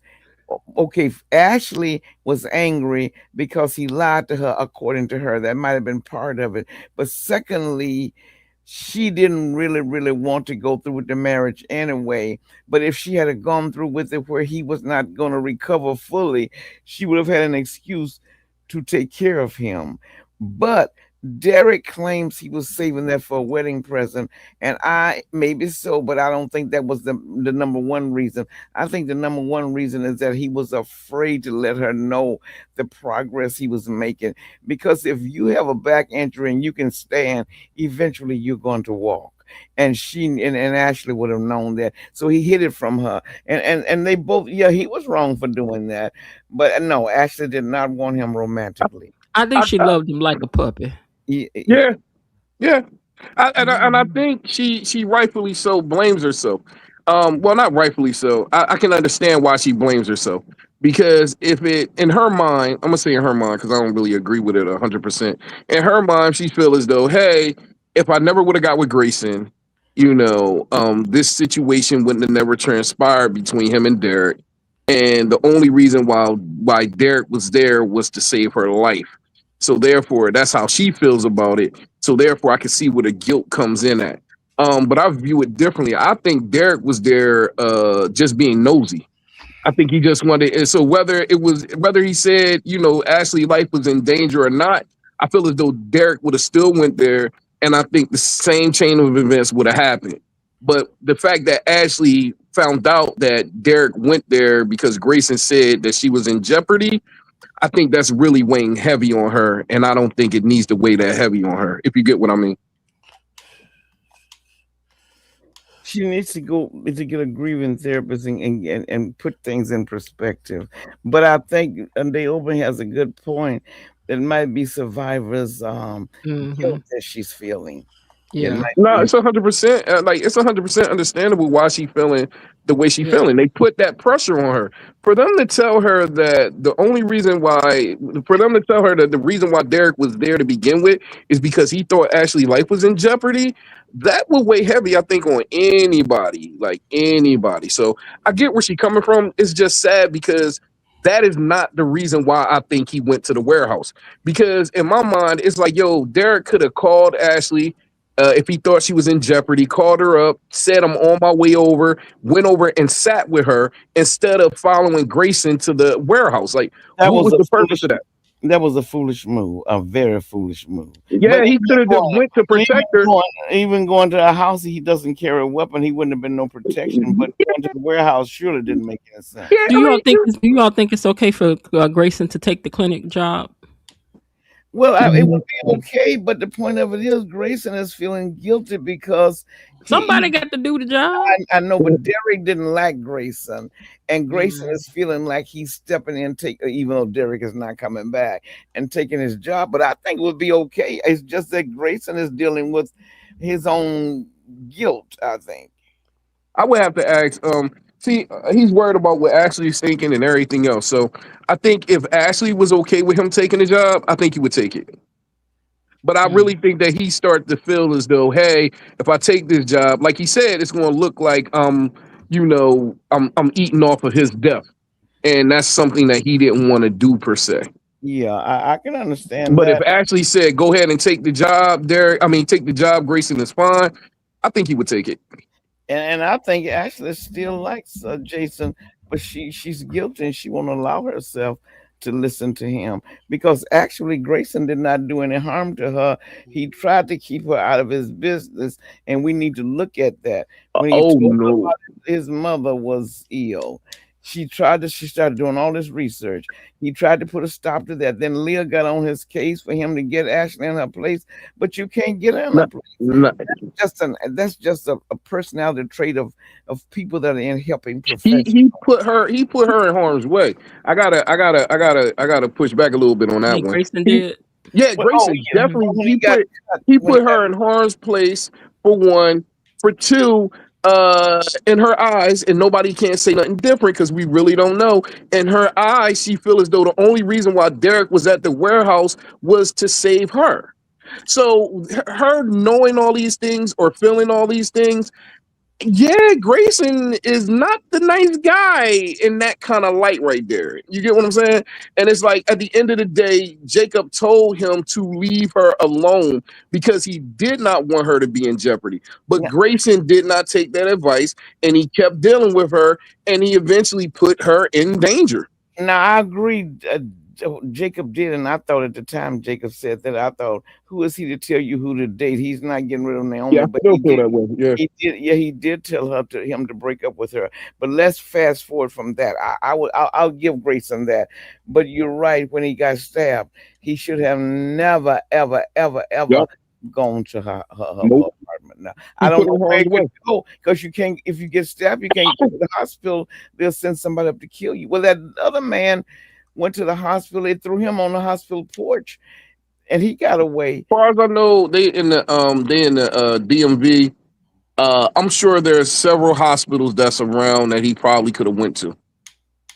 He could have went to another hospital. I'm almost sure that he probably could have went to another hospital. If I'm wrong about that, that's a good point. Yeah, if I'm wrong about that, I'm wrong. But he still, and even if he had to, he still put, no matter what, whether he had to or not, he still put her in harm's way again. Yeah, he should not have gone to her. And if you care that much, you might as well let yourself perish before you put her in harm's way.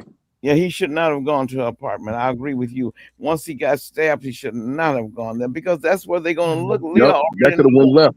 Leah already knew he was falling in love with Ashley, and that's where they're going to look. So he should have never gone there.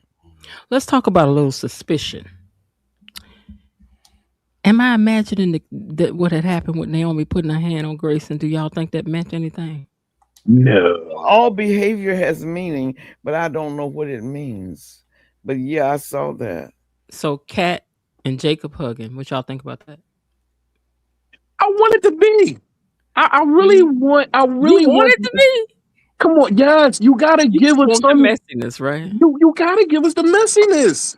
Like that's a wow moment. Do you understand how Miss Lil will just lose it if that girl mess with her? But it has to happen for the drama. She will Come on, never people. be able to be redeemed ever in life again with Miss Leah. I'm Ever. cool with that. Like you need that type of drama. You need that in these soap operas. They don't have, and I think they really coddling black people a lot too much. I think they really not trying to give too much salacious and different things of that nature. But that is what makes the soap operas a soap opera. We need somebody to be on drugs. We need somebody to be Well, to stealing be on some some people men. substances. You need Substance. somebody to be on some Yeah. substances. Yeah. Wait a minute. Wait, hold on. Let me say this way. Go You ahead. need somebody to be on some substances on this show, and the writers write it in that way. Go ahead. Yes, like you need some type of drama. We're not getting an injection of drama. We're just not. These cookie cutter storylines and different things of that nature. It's like, come on, the impaler, the plasma ring, that could have been way better. They could have been harvesting organs, kidnapping people off the street. It could have been a number of things that they could have did with that, but so cookie cutter to have these people stealing blood from the hospital. Yeah, they could have written any of the variety of those things that you mentioned into the storyline of this show. I just want to say that Yeah. for the. I'm sorry, I'm gonna be quiet. No. Whatever, it's fine. I'll catch it. I'll fix it. Go ahead. Okay, yeah, like you could give us more than what we're getting. Everything, even down to Haley trying to take out Bill. It's like, come on, man. Little drop here, little drop wait a here. minute. So y'all don't think there's no you don't think that there's a danger lurking around the corner with Naomi putting her hand right? See, listen, her and her husband are not connected right now. Would love it, but and I don't think he they're gonna seems give to it be to over us. here connecting with Kat because he still ain't told this girl that he in them shots. Listen. We need her to get with Grayson, and we need Jacob to get with Kat. That's what we need. Will they give it to us? No. I hope they give us one. That'd be too much. Go ahead. I'm sorry. That'd be too much. Unless her and Jacob end up, even if they did, girl. If your cousin, if they cousins, right? If your cousin end up divorcing that man, and then you talking about some me and Jacob dating, oh, tell me that wouldn't be good though. Tell me it wouldn't be good. Miss Lil will never forgive her. But Miss Jen, would you be sipping your tea on that episode that it went down on? I will be over here talking about her like I know.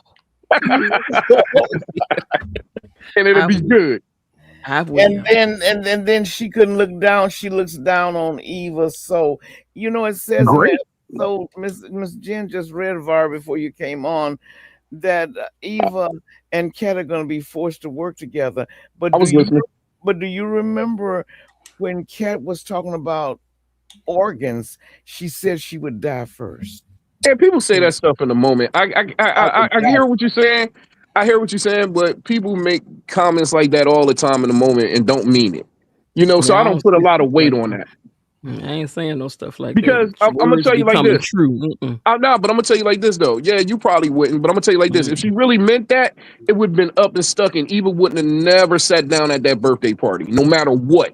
It never would have happened. If she truly believed that statement that she made, Eva wouldn't have never sat down at that party with Kat wishes. It wouldn't have happened. So clearly, Kat does not have that much vitriol as she had for her in the past. It's starting to wear off, as you can see. Because even when they went back and forth that last time, and Eva gave her a compliment, she gave Eva a compliment back. She said, "You did a nice job with their hair." And for her to say that, I think that was taking a lot for her to do that, but she did it. And she wouldn't have made that statement 6 months ago. That wouldn't have happened. It just wouldn't. It was still funky though. Yeah. Well, funky. I thought she meant it. It was not. You didn't have to say it. It was not a free front. It was a grudgingly given. But she still felt that way, and she gave her a compliment. When in actuality, if I hate you, I'm not giving you a compliment at all.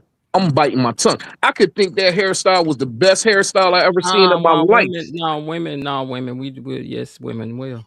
Whether if you hate somebody or not, you still gonna give them that compliment? Listen, if a woman tells you that another woman being funky, just roll with that. Because women speak women. That's why I said okay. Like I seen how the heifer walked up in here and looked at me.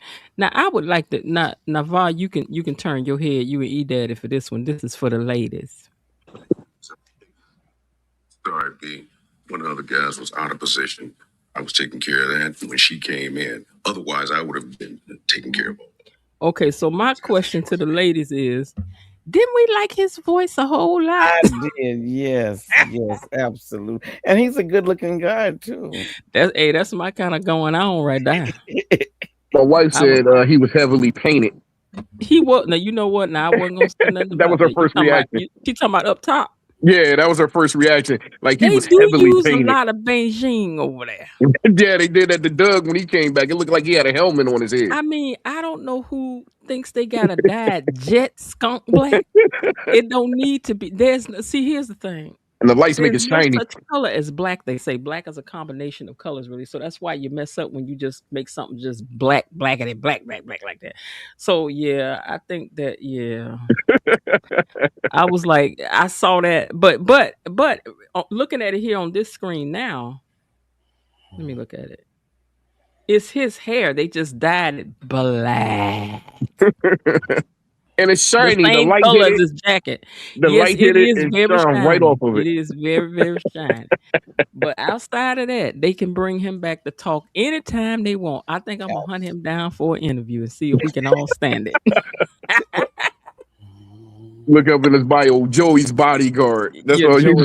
Oh, that's all I said about him? Huh? He had a speaking part. No, he had to have a name. I was talking trash. I was talking trash. I was about to say, did you enjoy your Vanessa tonight? No, she annoyed me.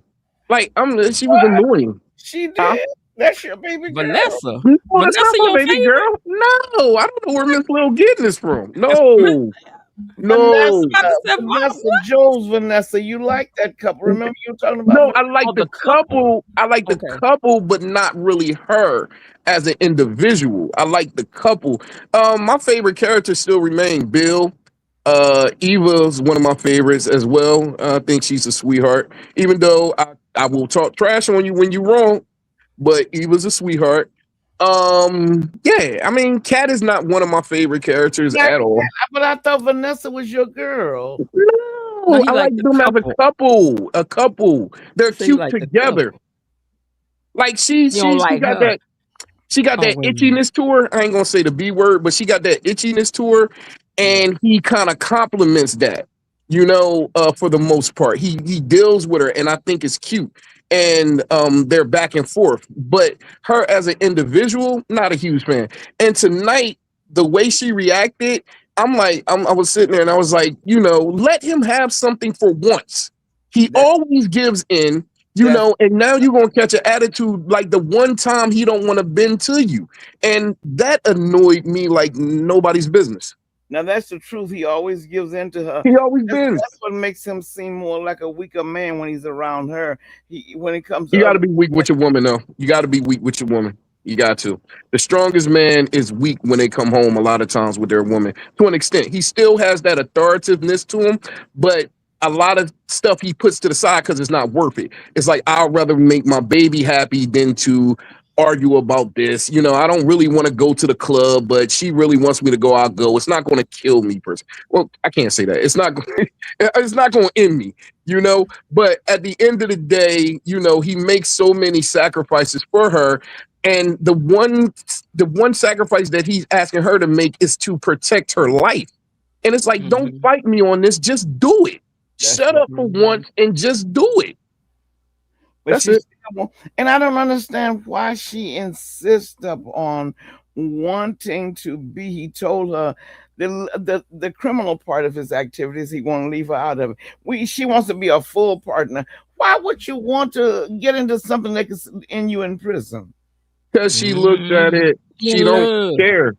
Why would a man want to do it? Like you gotta put it into her perspective as well. It's like, why would a man want to do that and then just reverse it to Vanessa? She wants to be completely in.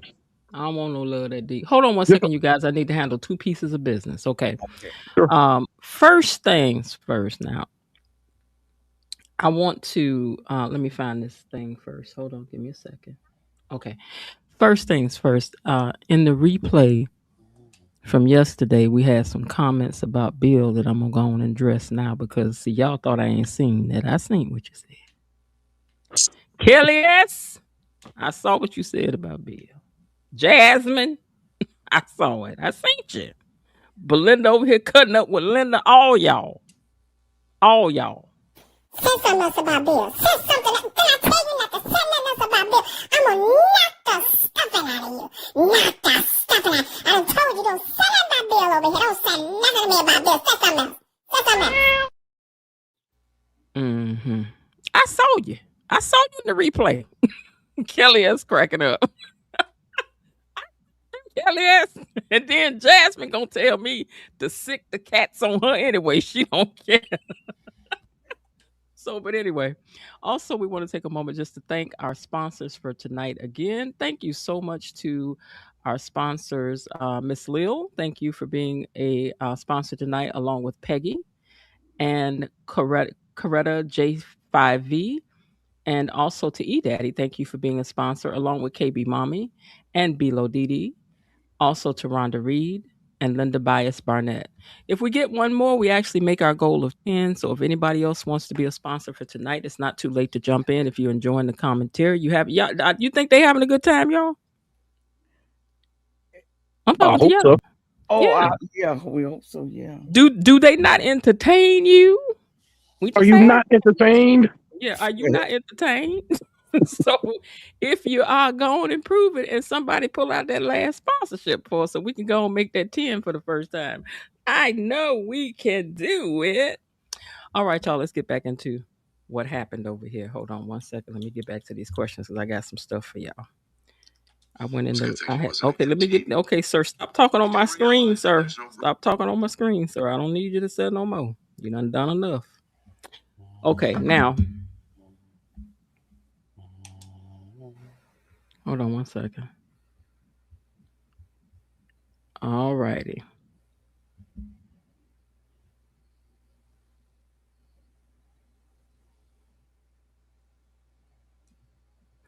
All right. So, who bears the most responsibility for Derek being at that warehouse? Jacob, Ashley, Derek, or the Impaler?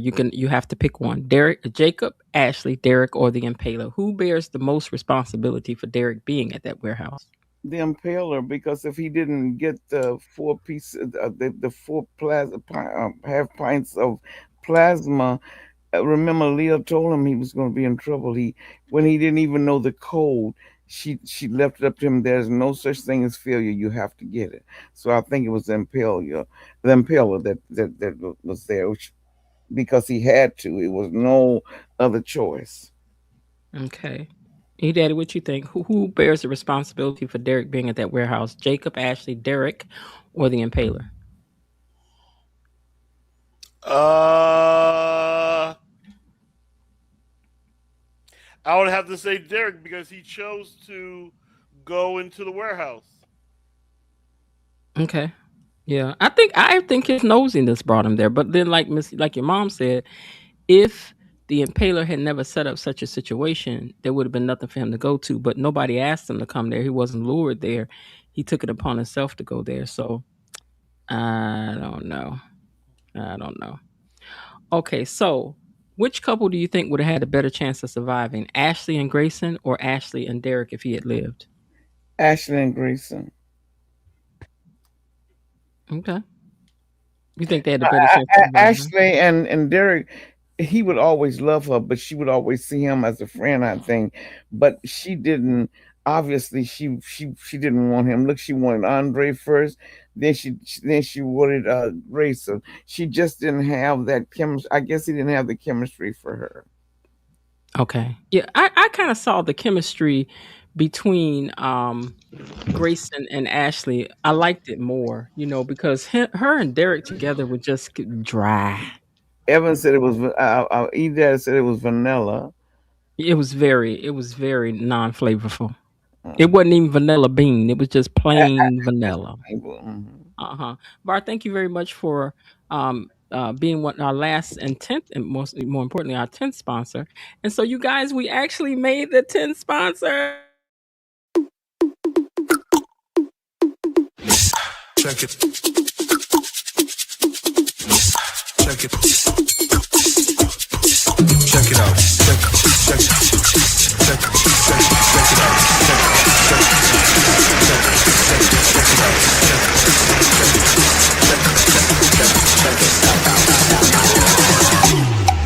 Check it out. I can't believe we did it, but we did. I Okay. wanted to be meaningful. You want to be? You was like, let me bring it up from the real. Let me just Yeah, wait. yeah. I Well, I wanted to be appreciate meaningful. that it came is all that mattered in the end. All right. So did Derek die a hero or was he reckless? A little of both. I think he died a hero, but he was reckless. So for going to the warehouse, Yeah, it was a little of both. I was just talking about that. I was like, I don't know. Like my views on heroes are a little weird because it's like society would probably say he was a hero, but I'm looking at it like, if he had to do it all over again, I wonder if he would have did it again. A lot of times people react from adrenaline, and I don't know if Derek would have jumped in front of that bullet again if he had another chance. But he was also reckless because he came to the warehouse when he didn't have to come. I think he was being newsy to find out more information on Grayson to see what he was actually up to. Then when he ran into Jacob like yo leave. He gave Jacob a lot of lip back and forth. He could have left when Jacob said turn around and leave, but he stayed and argued with Jacob, and thus brought his demise. So he was really really reckless. But on paper, he looks like a hero. So it's a little bit of both. A little bit. Well, a lot of the reckless, and a little bit of the hero to me. Okay, so the chat is just about agreeing with you guys. Linda says that she thinks Derek was totally responsible for his own demise. And Kelly Yep. S says Derek is responsible. And Elaine says Derek was both a hero and reckless, as he always tried to be a hero, saving cats and riding off, the road on a bike race. And, so I think that, yeah, he was both, but it's too bad. You know what I'm saying? Do you think that Mm, Jacob and Naomi's marriage is in trouble now due to all of this that happened? Do you think that this is? yes, absolutely, because Jacob is daydreaming a lot. I believe Jacob might really be in a minor stage of PTSD, oh, he and definitely has it. I think so. So yeah, I think they are in trouble, and I think Naomi, for once, is trying so hard. But I have no empathy for her because I'm still angry with her the way she treated Derek, the way she treated Jacob when she had that pregnancy scare. So I don't. Mhm. She stopped being my favorite character, but she is trying. I I must give forgot her. about that. Forgot about that too. Her marriage was in jeopardy way before this. Hmm. It was Yeah, it's been in jeopardy. yeah, because she was really trying to figure out if she was gonna keep that baby and know it, not tell Jacob. I Yeah, mean, we one didn't get past maybe that. Naomi be keeping a secret now. And I think once it comes out, and I don't know, I hope she plays it off like I just found out that I got the. Well, no, because she lied. So therefore, once he finds out that she had the bracket gene and just didn't tell him this whole time, I think that's really going to put him in a tailspin. And you notice that she missed her appointment with the doctor last week. This week. Yep. So that's really going to set him off. Purpose or whether she's just denying. And even when Monica called, but of course Dr. Monica is not going to say anything because that's client. She was not her doctor, but she still wouldn't say anything. And when Naomi was talking about how they all could use her there in the DMV, Monica caught on right away because Naomi is not letting on to let anybody know. This has been several months now, and Chelsea doesn't even know. Mm. And what about Nicole? Are her intrusive thoughts really just intrusive thoughts, or do you think that she's just pretending that Ted doesn't matter to her anymore? I believe that I don't know how she feels about him as far as the love thing goes, but the kind of fantasies that she's having, I really believe that she's missing that part of their relationship because it wasn't just with Carlton. Ted was standing at the elevator. That remember when they were at the club, and she just had a whole display of him pushing her against the wall and all of that. So yeah, I think she's really she's having flashbacks of things that happen. I don't know emotionally how willing she is to take him back and to work on the marriage, but she certainly misses the physical intimacy. Yeah, Mm. see, one thing does not make the relationship. So the simple fact that she's comfortable where she's at now without him is a big tell. And I hope they don't try to put this intimacy type of thing to mean their whole relationship because she's only fantasizing about him on the intimacy level. She wasn't when Bill fantasized about Danny and when Danny fantasizes about Bill, it's not about the intimacy, it's about the love that they had, moments that they shared, different things of that nature. Those type of flashbacks, when you catch Bill in a flashback, it's not about them hooking up. It's about past moments that they shared. And I think with Nicole, it's pretty much looking like just a physical thing. And that's a telltale sign that their marriage is really done. I think it's just indicative that men and women are different, and that if a man has made it to the place where you're thinking about him that kind of way, he's already made it past some other hurdles.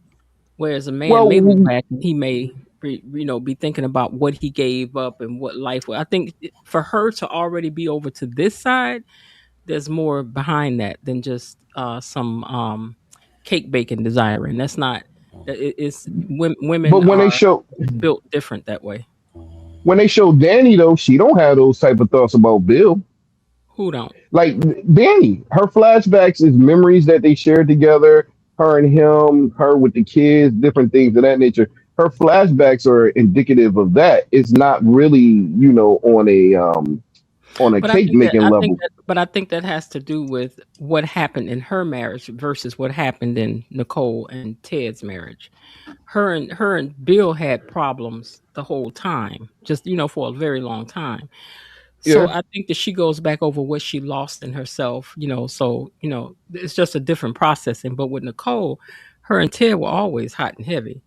So I don't really think it's just that she's thinking about making it with him. I think that she's thinking about her husband.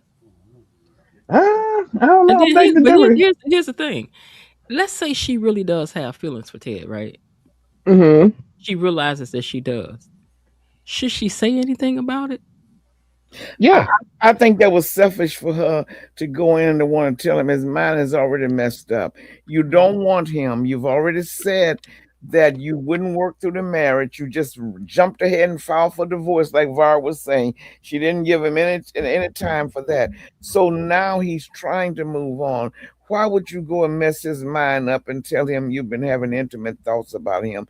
That's your burden, and you bear it, and let him go on and try to find another. Now, yeah, I agree with you wholeheartedly on that particular aspect. And I unless you agree was too. willing, yeah, and unless you're willing to act on it, then what is the purpose of saying it?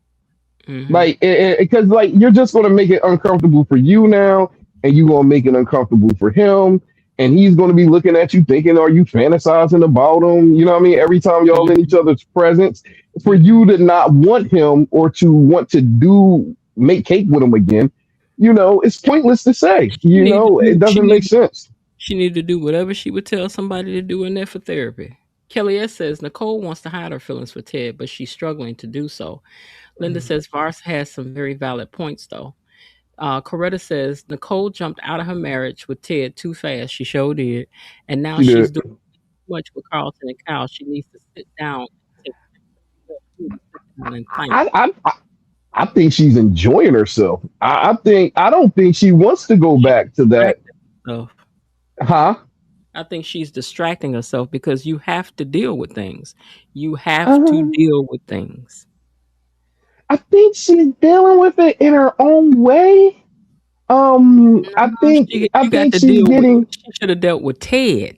She Oh never yeah, I dealt mean, with Ted. I said that from the beginning. I was a big proponent of her going to therapy, and I found as though it didn't make sense because a lot of times therapists already have a therapist. They need that to get that off of them, the cases that they have, and to relieve that stress that they go through just being a therapist and hearing other people's pain and different things of that nature. And for her not to have a therapist, for one, is a little weird, and for two, for her not to seek at least couples therapy or to seek individual therapy to see if she can get over this is Mhm. kind of crazy to me as well. So So I don't buy does that. Nicole want a new relationship or does Nicole want Ted? I think Nicole wants what she's getting now. I think she's enjoying her time with Kyle. that last scene that they had together where they was snuggled up on the couch both together working. I think she loves that. I I think that think she really they really get Ted, and that's why she about to have these panic attacks about him really being off the market. say that one more time. I'm sorry, I I missed think it. she thinks that Shanice could really get Ted, and if she does, that really takes Ted off the market, and I think that's why she's having these panic attacks. What's the panic? What panic attack she's having? Oh my God, I think I still love Ted. Oh my God, I'm still having feelings for Ted. Oh my God, I need to come in here At and the talk end to of the Ted and day, tell him I about this don't right feel here. bad because you had the chance to take Ted back and you did not. You Kelly went S on put with her Carlton and Kelly S Kyle. put her capitals in here. She said, "Please, Nicole wants her husband back." But it's too late. You made a decision and Ted had to move on. You I really don't decided think she that wants Ted him was back. not worth it. I I'm do. not getting a sign of that. The I only think sign she I'm don't getting know. is I think she's starting to realize she wants him back. Nicole wants to be a freak. She wants to let her freak flag fly. She trying to hurt And Ted and trying to do what he did. I don't think she's trying to hurt Ted. I think they passed that. Like, she's having fun. Like, I don't know. Some things Kelly you S. kind of can. Some things you got to kind of can take at face value. I don't know. To each his own. But I Well, feel as though she's. let's say that she does realize she love him. Should she say something or should she stay quiet? I mean, Ted in a relationship now. Oh, absolutely, absolutely. I'm not putting nobody. I'm not putting one person above my feelings ever. I don't think nobody should. For real, for real. So you think Listen, she if should you tell him? yes, if you like my wife and you find her to be attractive, let her know. Tell her. If you feel as though you got a shot, you got to go for it. Like, I feel as though what's meant for you is meant for you, period. And if you really, I don't believe in all that love at first sight Ooh, stuff and everything else. Belinda got her Go ahead. capitals on. She said, yes, Nicole definitely want Ted back because she doesn't want him with nobody else. She gave y'all signs of that? I haven't seen any signs of that. When she was sitting up there watching, she always sitting back watching Ted with Shanice. And when they was in there all hugged up in the office, she was walking past and she was like, she gonna say something. I promise you, she's gonna say something about how And she I feels. think she should. And it If may she be an really loves explanation. Ted, It may yeah, be. if she really loves Ted, I'm a big proponent of go for what you want. The same thing I said with Eva and Tomas. It's like, yo, if you really feel as though you had that connection with him and you feel as though he's your soulmate or whatever you want to call it, go for it. Why be quiet? Like, Miss why Lil, be quiet? would you be upset if Ted and Nicole got back together? Miss Lil, Oh, I would I said, be? would you be upset if Ted and Nicole got back together? No, I wouldn't be upset. But what I do think now, I agree with VAR. This is selfishness. Now you've got two men you're playing with. Ted is trying to move on. He's not stalking you anymore. He's not going to your parents, stalking them. He's trying to move on. If you know you don't plan to allow any room for him to come back and maybe court you or have time with you, why would you bring up physical intimacy acts that you did years ago with him? I think that's very selfish. Yeah, and I think oh man, I wanted to talk about this. I think y'all discussed it last week. Martin. When Martin was pretty much telling Ted that mom is for them streets, I think he was giving him some good advice. Mm-hmm. He said it to him in that kind of way twice. He made allusions to that twice.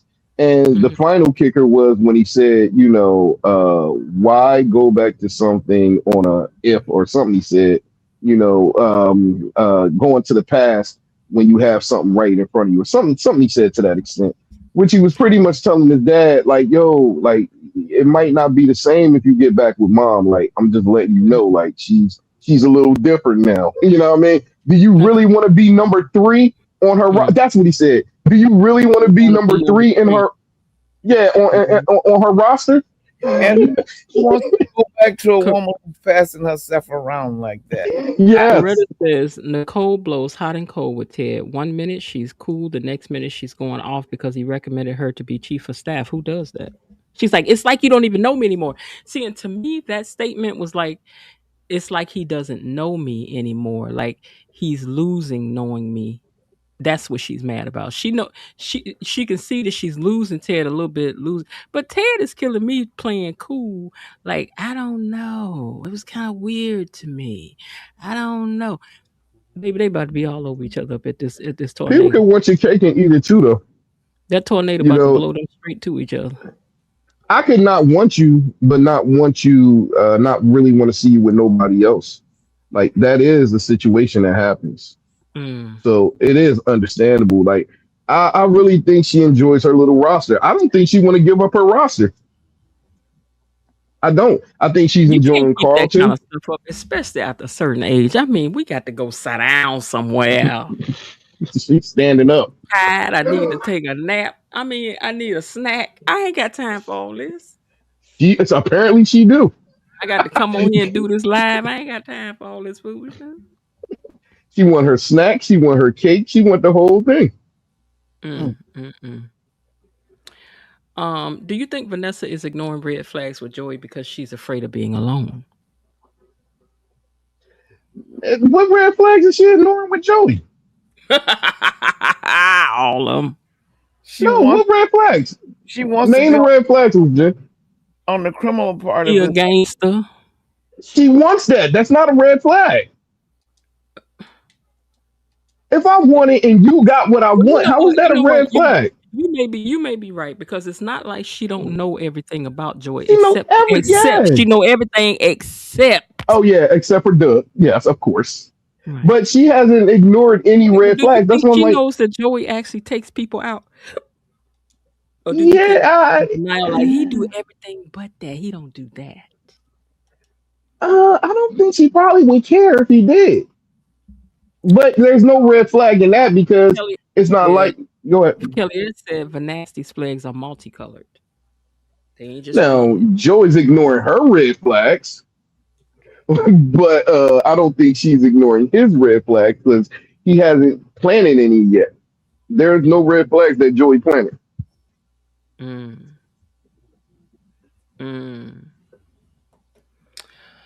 What if Smitty really is the Impaler? Are we all gonna fall out? I would really be shocked. Because he been so plain bread.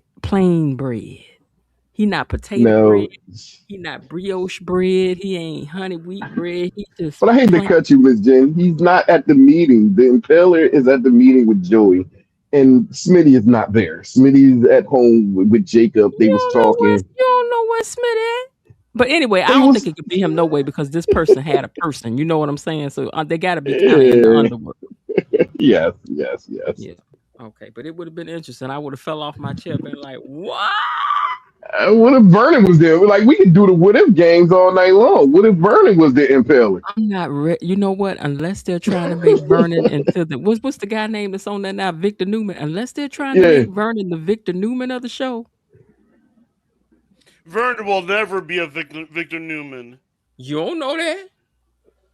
I don't know nothing about Vernon, so I mean about. Joey's more of a Victor than Vernon. Tell me some of the stuff that Victor Newman has done. Oh, I can tell you what he's done recently. He broke up a marriage recently to get a company back, to get his company that he built back. He had to break up a marriage to do that. Just imagine that. But what did he do? He dated somebody? He was dating somebody pretending like he liked it when he didn't? No, he had a husband kidnapped and put on. He had the husband stolen and what now? We had the husband kidnapped. He had him stolen. Yeah. Mm-hmm. Oh, okay. And then he found another woman that used to be married to this person who loved him very much as a teenager, but she had a mental problem after they lost their child, and she's been in a mental institution most of the time. She claims she was really released. Maybe she was. He found her and put her on the boat with him, and the boat had no place, no destination. They were just out wandering around in the Chicago waters. Yep, in Lake Michigan. Wow. Belinda says, what if Tomas is the Impaler? Wouldn't that be a shock? And then here's the twist. When Diane finally found Jack in the yacht, then Jack was found in bed with Patty, and then Diane just couldn't forgive Jack since. So y'all don't think that Vernon could really be a cold-blooded dude, and y'all don't know it? No, I don't. I would love if he was. I don't know how I would be able to take it. No, he's not. And Well, look, tomorrow, he could be like a stone cold snake out there, and then come home and be like, "Hello, my darling, how are you?" He should be. Why wouldn't they do that? They need to give us something. Hey, Raven Maniac, and hello to Des the Bomb. Welcome in. Yeah, that would. I don't know if I would be able to take it because he would just come home and be acting like he ain't just took 15 people out. That'd be beautiful. but you think Tomas now? How could Tomas doesn't even have enough backbone to stand up to Cat? She controls him pretty much, and talking about being a CEO of a mob crime. No, I can't. Money is the key. Tomas don't have the money to be ahead of that thing. No matter who it is tomorrow, we all gonna be like, You mean Monday? yeah, that's right, Monday. Shoot. Dang. Today is Friday. Got to wait too. They really left us with a cliffhanger. No matter who it is on Monday. Yeah, they did. I mean, they got us good because they should have, like, what they could have did was gonna let us see who was at the door. Yeah, then let us talk about it all weekend. Like, look, like we ain't coming back over that Monday anyway. But they was like, oh, we like right now they probably over here listening to us now talking about listen that I'm chomping at the bit. And they probably won't even give it. Will they give it to us on Monday? You think they might stretch it? No. It says the Impaler is unveiled on Monday. That's what the preview said. Okay. We finally see who the Impaler is on Monday. And then listen, that ain't nothing if they're gonna give us that on Monday. Then all the other chaos that's going on the rest of the week. Look, just be prepared to be tired all week next week. Are we going to touch on the Bill and Haley story? Oh wait, I ain't done. We still going through. Hold on. I just wanted to make sure. So, hold on. Okay, so I don't really care about the Martin and Smitty stuff.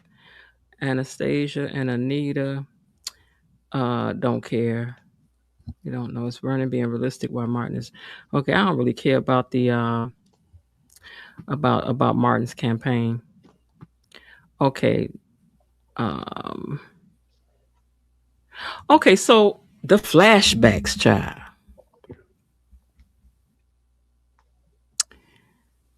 That doggone Haley came to town for Joey. Yep. Mm-hmm. Yep, she did. Wouldn't that kind of lean toward her could be the Impaler, seeing that she had come to town on some mess for Joey anyway? No, she wouldn't have to go through the mess. She's cold. Yes, but she wouldn't go through the mess that she's going through with Bill if she was the Impaler. Come on now. She just wouldn't. They worried about this little $10 million and blah, blah, blah. And before the 10, it was lower than that. You know, like she wouldn't be going through all that she's going through if she was the Impaler making a ton of money doing what she's doing. Absolutely not.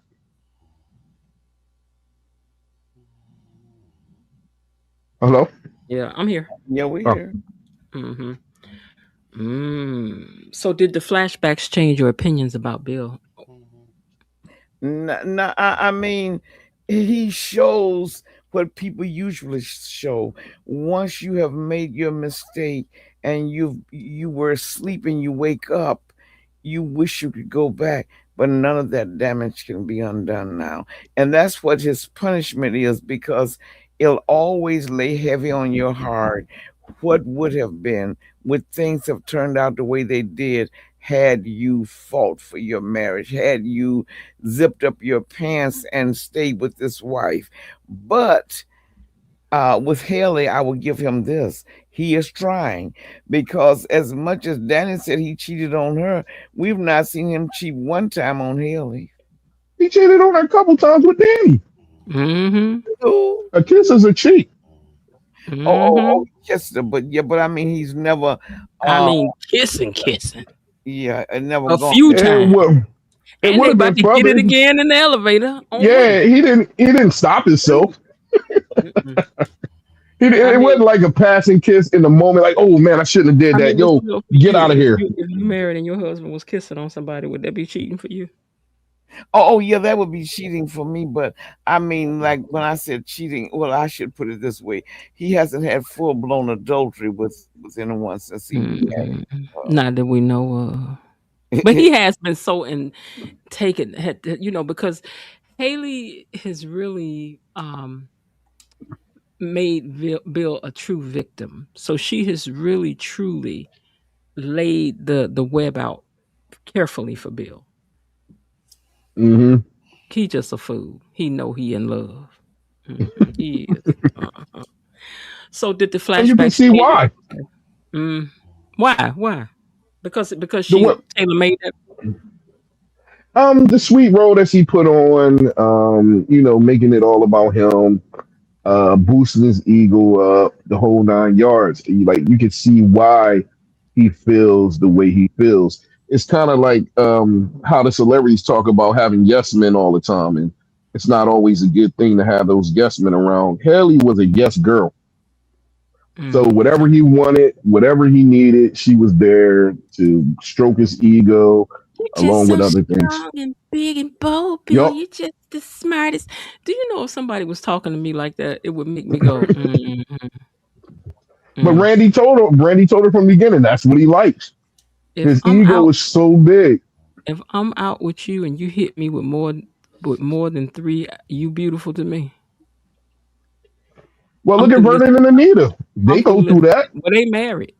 I'm talking about somebody trying to get to know you, and they like, you just so beautiful. You just so beautiful. You just so beautiful. You just beautiful. You just beautiful. You don't think Vernon was hitting Anita with that before they got married? No, it's not. Or you think this just started when they got married? I'm saying when somebody repeatedly hits you with that over and over and over and over again, like in one night. I'm talking about one night. You sitting out, you just trying to get to know somebody. You just so beautiful. You just so beautiful. You just so beautiful. Ain't nobody that beautiful. I could be 3 beautifuls. After that, you need to hush. I ain't that cute. Even in my heyday, I wasn't that cute, baby. Three beautifuls is enough. 4 you pushing it. In one night, come on. Now. You trying to snowball me. Mm-mm. The kicker to me in the flashback was knowing that what's her name? The blogger. What's her name? Oh God, who's on the blank on her name? Who you talking about on the show? Bill's daughter. Yeah. What's his daughter name? Oh, you talking about Chelsea? Yeah. The fact that Chelsea called him was a shocker to me. Yes. Wait a minute. The fact that they was all up in Danny's room and she told me we yes. so many times. That's so disrespectful. I'm surprised. But it was so good at the same time. I wouldn't sleep in that room no more. Oh my God. It was disrespectful, but so good at the same time. It was horrible, but I was leaned in. That's what we need. Like imagine. Is she wearing Bill's shirt? Is they in Danny's room? And then Chelsea walked in and Chelsea said, "Oh, you heifer." I was like, "Girl, everybody should have just descended on it." And when I'm telling you, when Bill said, "Don't talk to her like that," I was like, "Baby, you had to tie it up then." Now imagine. Gail King said her man did. I'm gonna take her to the train. I'm gonna take her to the train right fast. Then I'll be right back. Child, they had to come get me. Imagine if we would have got that build up, like if the show would have started around that time. That would have been perfect. To get that build up, to see that happen in real time, it would have made that moment even better. It was good, but you already knew the outcome or whatever. It kind of dulled it down a little bit. But if we would have caught Bill and Haley in that room together for the first time, just seeing it, oh my God, that would have been crazy. Mm-hmm. Yeah, but that was the fact he told his daughter, "Don't talk to her like that." Yeah, he was like, so Randy was one that knew everything about everybody. Randy said, Randy was the mastermind. You got a daughter, you go make friends with the daughter. I'm like, I'm gonna tell you something else I found interesting. Now, because I'm trying to figure out why do they always have Haley in animal print clothing? In all the early scenes that they showed of her, she was wearing pink. She was wearing pink here.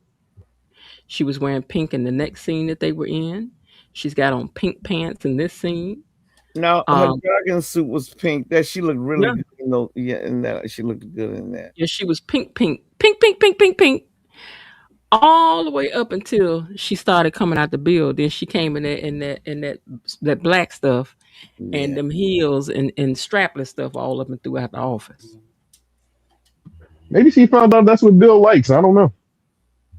You know what? That's a question. But I'm trying to figure out why did wardrobe take her from pink to animal print. Animal print. I wonder they used to always put an animal print. Oh, she still wears it a lot. A lot. And that would be my question. Girl, why they be putting you in the animal print, girl? What's T? Why they have you in Unless she pink? like animal print. I don't know, but it's like If her she have them signature. incorporated. She had on. She had on a bad animal print coat. Very sharp. Very sharp. Why do you think the writers chose to revisit Bill and Haley's history right now? To give us what the fans been kind of wanting. What was the question? Why do you think they're giving us Bill and Haley's history now? I don't know. Probably because Hale's about to get caught. I hope. This has been going on for almost a year now. I hope so. Shit, somebody said online it started in November, and we're already in June, and nothing has happened. Yeah, I don't know what kind of drops he taking. Belinda said when Big Belly Bill first met Haley, he was licking his lips. He was. The drop's starting to work though. Out my ride. Oh, he's talking about something else, huh? I said the drop's starting to work. She mentioned it. She said his levels are going down. They're not getting better because she's monitoring his stuff through that. She said she got him one of them ring things that can track your health. The ring that tells your blood pressure, your pulse, and that kind of thing while you're sleeping. So, oh gosh, yeah, she's been monitoring it, and she was telling Randy that his signs are going down, and she was like, "It's actually working," and he's getting the shakes and everything. Mm-hmm. What's the most important takeaway you had from watching the flashbacks with Haley and Bill? Well, she talked about her mom and her dad being she was an orphan. Remember when we first started the show? But I'm beginning to wonder about Haley because now, how many times has she been married? Did you notice that he said goodbye to Val and hello to Haley Valerie Lawson? Yeah, then this other man he asked her about. You haven't run through his money all of this time. They also Where is the money? I don't know. They always said that. Did you have? They always said that. Well, remember, he said that she had never asked him to kill anybody before, to take anybody's life, to unalive anyone before, except for Bill. However, where did those men go when she depleted their bank accounts? And did they just go away into the woodwork, or what happened? Because Bill is the first one. Randy said she's never asked him to unalive. They just they just drained other people's money and went on their way. How do you have that much money? We look into somebody's background. We spoke about that. Well, the first part that Ms. Lill was talking about before, the simple fact that a lot of people feel ashamed that they got, and a lot of people don't tend to go to the authorities, especially if the woman got something over them. Like I even said the other week, it's like all she needs is to get some dirt on Bill, a crooked case that he did, something that could possibly have him disbarred, and she could use that to hold over his head for life. So, do you all think that Bill loves Haley, or did he just love how Haley made him feel, and now he's realizing that who he really loved was Danny? I believe that he loved the way Haley made him feel. She was young, she was short, she was more of a child. She needed him more. Where she was clingy and pretending that she was so helpless. Remember how I used to get so angry with Ashley with all of this, I'm so fragile, I'll break, I'll fall apart. And Danny pretty much has learned the wear and the tear of being a woman. Even though she grew up privileged, she's still a Black woman. And something about Black women, they learn earlier on, many of them, how to take care of themselves. But men like needy women. like here, oh, she couldn't do anything. She had to ask his advice for everything. Do you think my clothing are out of line? The other women in here dress so differently for me. Oh no, they dress like 50-year-old lawyers, and you fine, yeah, all of that foolishness. And men like all of that emotional tickling them. Yeah, they like that. I think Bill loves Haley. She Mm. made him love her. Anytime that you are catering to a man or a woman, or doing nice things for them, and showing that showing that you're worried about them and different things of that nature, over time you can't help but to fall in love with that person. And I think that's Bill's situation. I think he really did. I think he really do love him. I think he Mm. does. I think he still loves his ex-wife. Two things can be true at the same time, but I think he loves Haley as well. I think I'm with Miss Lil. I think he loves the way she makes him feel. Because But what is love? everything for Bill is about Bill. Because do you think that Bill is actually capable of loving somebody? Bill is a Not, narcissist. not totally loving where you give of yourself of that to that person before you. Right. Because does Bill ever choose anybody over himself? I don't think he's. He didn't choose I his don't know. children over himself. He didn't choose his wife over himself. He didn't choose nothing but what was good for Bill. I'm packing, I'm gone. And then you going to tip out of town like a stranger in the night while your wife is out of town. Well, to that definition, then Bill could never love anyone. Wait a Bill minute. and not. Where was Danny when he left? Danny Oh, was out of town and they Danny came was out of back. town, and Right. he had her in Daddy's bed, right? Right. Right. But the Oh, thing is, I told you that's exactly what happened to Gail King, that oh, she was out of town and her flight got canceled and her and the kids came back to the house. That's why I'm oh telling you, I my think that's where they got God! this from. And hey, listen. Gail King was on the show. Follow me.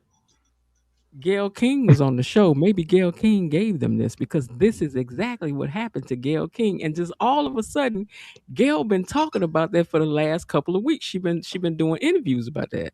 Oh That my! her Hmm. husband, she had gone out of town. This just dawned on me. Gail King was going out of town, her and the children. Her flight got canceled and she decided to just come back to the house without calling or anything. Came back and the man and her husband and her friend was in her room. She caught them. She walked in on them. Oh Gail my! King, girl, we know this was you, girl. Gail King was like, let me give y'all something while I'm over here. Oh my God! Put That's this in there. Put this well, in that's there. right. Gail King did do that interview with Anita. You're right. She did. I Yeah. forgot about that. Yes. And then the man told her, I'ma run her up here to the train station Oh so my! that she can meet her husband because they were friends. They were married friends, couples. They were friends. Oh He gosh! said, I'm a run her up there to the train so her husband she'll be there on time for the train. Her husband's supposed to pick her up. Baby, I done told her, let me tell you something. Let me tell you something. You put your foot over there toward that door to walk out of here with her, and we may as well call everybody. Mm. I ain't fighting about you. I'm fighting about the nerve of it all. To tell me you about to go run her to the train right fast Mm, mm, mm. so that her husband is not suspicious. Oh my gosh! And that's what Bill was like, hey, I'm a cover her. No. Gail King, thank you, girl. This was good, girl. Allegedly. And in my opinion. Oh I think my that was Gail God! all over that. Yes, ma'am. That's horrible. Oh yeah, Gail girl. I synced you, Mm, girl. Do that you is. think Bill is sorry for anything that he's done? I Absolutely. believe that he's sorry for some of the things because he lost, as you put it, he always looks out for himself. He lost something that was good. And he also understands now that Danny's strength was a part of their marriage. But of course, now all that enabling she did, we don't go along with that because, as they said, he had several affairs, not just Mm. like with Haley. Like you said, like Var said, he did kiss Danny since he's been married to Haley, but he had several full blown complete affairs evidently because remember Danny said Caroline got a new car this year for an appreciation gift. You earned it. You did all the watching of him when all those women were. I don't know if some of the women were working there, and she knew what was going on with them. Of course, that wasn't her job to tell Danny, and a boss should never involve his assistant and anything like that. We don't need to know that kind of a business, but that's too much. But she said she covered for Bill. She sure did. Do you? I think Bill really does care because you gotta take what they giving us. And when he's sitting by himself and he's having those flashback scenes or whatnot, and he's emotional behind it, it's like he's seeing his wrong. And if he didn't care, I don't think he would be sitting back and thinking about his past mistakes. He had when Danny brought to his attention how that guy was like, kind of eyeing her down disrespectfully and different things of that nature. I think if he didn't care, he wouldn't be thinking twice about it. But you catch Bill periodically in his moment of silence while he's just hanging out and he's reminiscing about his mess ups. You constantly see Bill reminiscing about where he messed up at. So And I really think he cares. he asked Caroline, For did himself. Mike ever say anything to her? And Caroline did admit that he looked her up and down, but never go as far with her as he went with some of the women who worked there, other women who worked there. Yeah. So with Yeah. Danny and Caroline, I guess he just undressed them with his eyes, but he never said. And Caroline did say he made a few remarks, but I guess with those other women, he was just downright vulgar. They couldn't Yeah. take. Yeah, they couldn't take it. No, it was too Are we much. all are we all old enough to remember when sliding boards were made out of metal? Yep. Yeah. Okay, so what Bill learned is that a sliding board looked like a lot of fun on a hot day till you go down the sliding board with shorts on. Oh my gosh. Yes. Yes. Okay. I don't get what you're getting at. It burned. Oh, it It'll burn burns your the heck leg. up out of you. Oh No, yeah. no, I know what it does. I don't get the correlation.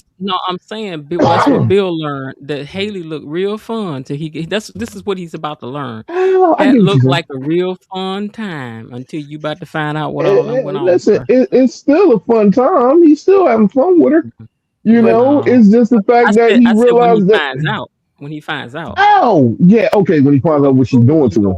What a fool you gonna feel. I gave Oh, up yeah, my absolutely. family for this. And did you see all Exactly. that I And I had did can't for wait for you? that day. I Yeah, can't me wait when neither. Bill finds out that he did all of this maneuvering for nothing. Yup. Yeah, I agree. How do y'all really think Bill is gonna process that though once he finds out? Do you think that he's gonna I don't know if he would cry. I don't know if he would say, "Girl, you better run, you better hide."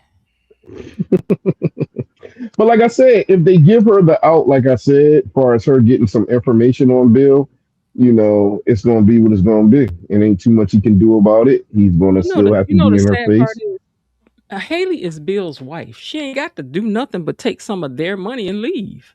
that's right. Not if they got prenups in place and it's not the amount of money that she wants. He So if already she got wants to money leave, he already She has got a money in her black name. card. She But has a she black. remember yeah, remember but that that, other money is in her name. yeah, but it might be Oh some no, stipulations. that one was in her name when they were going to have a baby, but she cashed it in. Remember, and had a paper check mailed to her house. Yeah, but So she she wants the big said, payout though. She's not in it just to get a Yeah. meal or two. She wants the big payout. You know what I mean? So I guess initially it was for a couple mil or whatever she was going to get. You know what I mean? But now she wants that 10 mil. So she don't want to divorce him per se. She wants to off him to get that money. So clearly he got a prenup in place. Because if he didn't have a prenup in place, she would be looking at way more money than that $10 million. mm-hmm. So they definitely got to have like some kind of a prenup in place. Just set Bill up instead of trying to take him out, she could have set Bill up to cheat and then got money. Like what's the oh wait Nah, a minute. because that's not always in the clause. Show, do y'all believe that? Say that again. Writing that they hear Bill is leaving the show. Do you think that's true? Oh, I don't I think. didn't hear anything about it. I hope not, but I I haven't ain't heard heard about anything no about other it. job he got lined up. Where you going? I don't want them to kill Bill off. No, no, no, no, no, no, no. And I don't want them to change characters neither. I don't want them to change actors rather. That's what messed up Ted. Well, the affair had nothing to do with the man because he had the affair before he left. But for some people, including myself, which I am not a Ted hater like some of the people online, but I think so many people could never physically see Ted in the role that Big Turtleneck Ted had. This Ted is more Nah, youthful looking. He's more like a boy, and they saw him as a big burly man, and it messes. Some people can find uh, substitutes and they do very well, but that was a poor substitute. You go from getting a man about 5'7" and to for a man that's maybe 6'1" and 230 pounds. That just was not a good physical see, fit. see, I disagree. I think for the way that they're taking this Ted character now, I don't think the other Ted would have fit in. I think you needed the what's his name, Keith. I think you needed him in that role to maneuver the way he maneuvers. The other Ted, the way these storylines is written, I don't think it would have fit him right. I could see this Ted being a little bit of a wussy, like being a little Mhm. soft and being a little gullible. Like it fits him for some reason. The other Ted, I couldn't see him being like a doof. I couldn't see it. Well, what would the storylines have been the same if they had kept the other Ted? That's a good point too. There, I don't know. That's a good point. I don't know. Oh, I you think Maybe know, I I think saw. people had a hard time with the changing of them because physically as well as verbally, these two Teds do not. They don't miss. The other Ted was more arrogant. He was more verbal. yes. And he had more authority in his voice. None of this just doesn't work. I Now, could not see. I'm sorry. Go ahead. sometimes they get replacements and they do a good job at replacing, but this was just a poor replacement. And there's nothing on this Ted.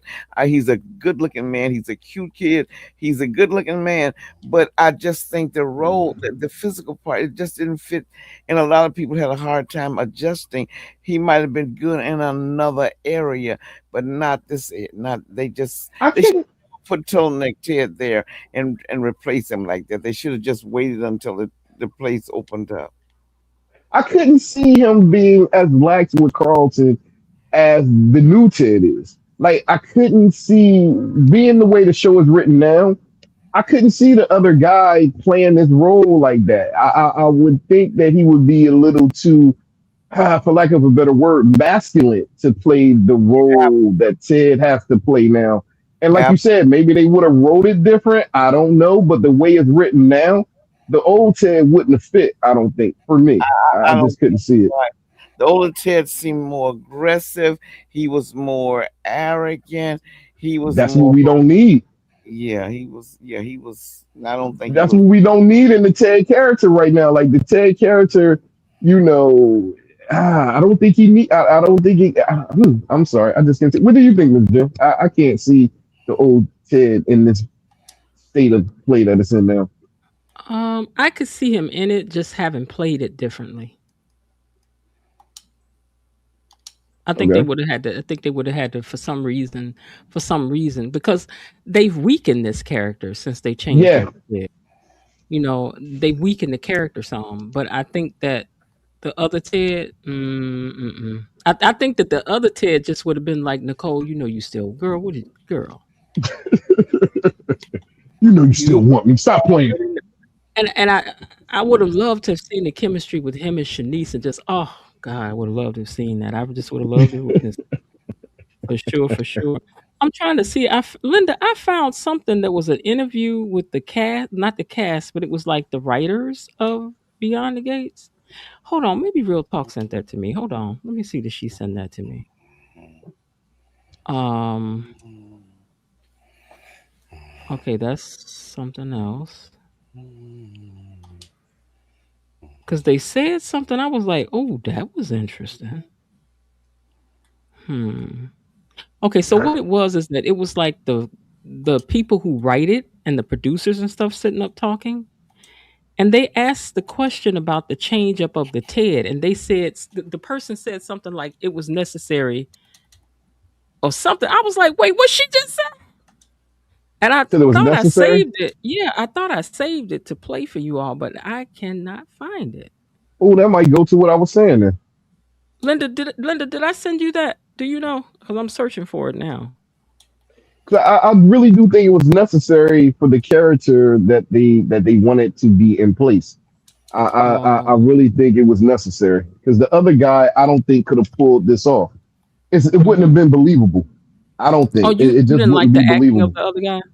No, it's not about the acting. It's just about his demeanor. It's about how he is. He wouldn't be believable as like a wimpy Ted. Like I couldn't see the old Ted getting back with Carlton and still being cool with Carlton after what Carlton did. I just couldn't really see it. I couldn't see the other Ted seeing Nicole kissing on Carlton in his face and not going over and swinging on him. Like I just couldn't see it. It just wouldn't be right. But this Ted that we got now, it's Right, all Linda, that's the one believable. I'm looking for. Find that for me and send it to me. I'm sorry. Go ahead, Var. No, that was it. I'm saying this. I agree with Var. That was one of the most respectful things. And when people point out that Carlton is so upright and straight laced, that particular morning they would not legally divorce, and he kissed that man's wife right at the Yeah, I don't see the old Ted letting that slide. That was horrible. That was just horrible. Turtleneck Ted wouldn't have let that slide. Turtleneck Ted, it would have been a brawl up in that place. I could be just overthinking it, but in my mind, I couldn't see the other Ted letting that go. The thing about it, when you put a character in a play in a role, many viewers fall in love with that character that's in the role. But there are some people that are look so similar to like Adam on The Young and the Restless. They've had, I believe, 3 Adams. And for what about Bewitched? We get accustomed to them, and they fit pretty in. They're slender, they're attractive, they're tall, they're well learned, they're Howard educated, whatever. That's okay. They can fit right in. But some people just have a role. It's them, and you can't. I don't even see there being another Leslie. She would be hard to replace. Some of them are just hard to replace. And in a situation with Ted, like you said, this Ted, they seem like they made him so weak. And I hate the way people talk about him online. They just find him despicable. And I don't feel that way about him. I just feel that he doesn't have a lot of androgen when it comes to pushing back and being harsh. But they don't want him to be that, though. See, that's the whole thing. Like, at the end of the day, they don't want him to be that way.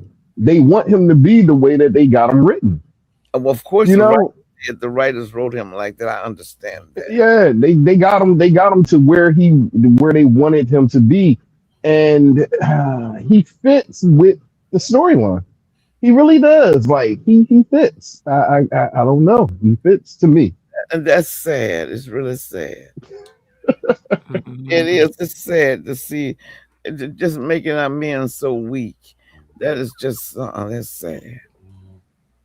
I'm still trying to find this video. I specifically thought I saved it because I was like, oh, I'm gonna play that on Friday.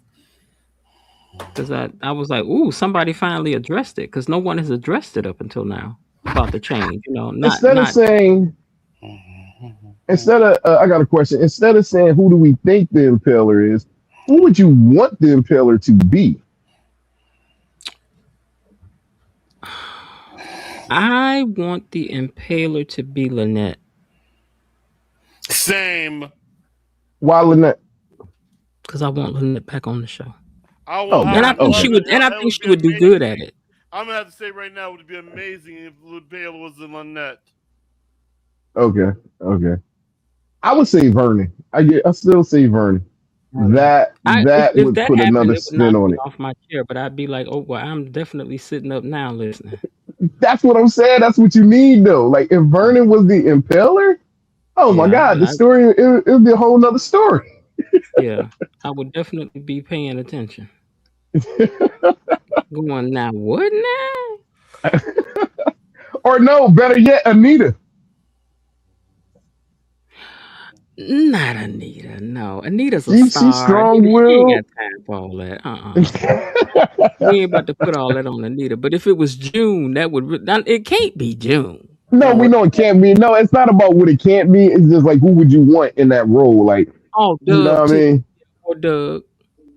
Okay, But okay. his reaction still wasn't enough of you. It should have been like, what? He should have passed out. He was supposed to be dead. He should have almost slipped and said ninja right there. So I don't know But about nah, I know that. it can't be none of them other people. I'm really like almost like I'm like 90% sure it's his sister. Aha, I think I know where it is now. I think I saved it in Facebook. That's where it is now, because they keep moving stuff around, and you have to figure out where. How do you find your saved stuff? Okay, there it is, saved. Let's see now. Uh, recently saved. Oh wait, I'm in marketplace. We don't want that. Okay, I said saved, and y'all going to marketplace. I don't want marketplace. Posts, reels. Uh, no, I don't even understand what I'm looking at no more. I'm trying to blink. What else happened this week? On the show? Yeah. Hold on one second. Where is this? I can't stand it, darling. Okay, so I thought I saved it in Facebook, so it's not there. Linda, you still looking for it? Okay, so let me go back to my so let me finish out what I put down for us to talk about. Hold on. Okay, so Bill and Haley we done covered.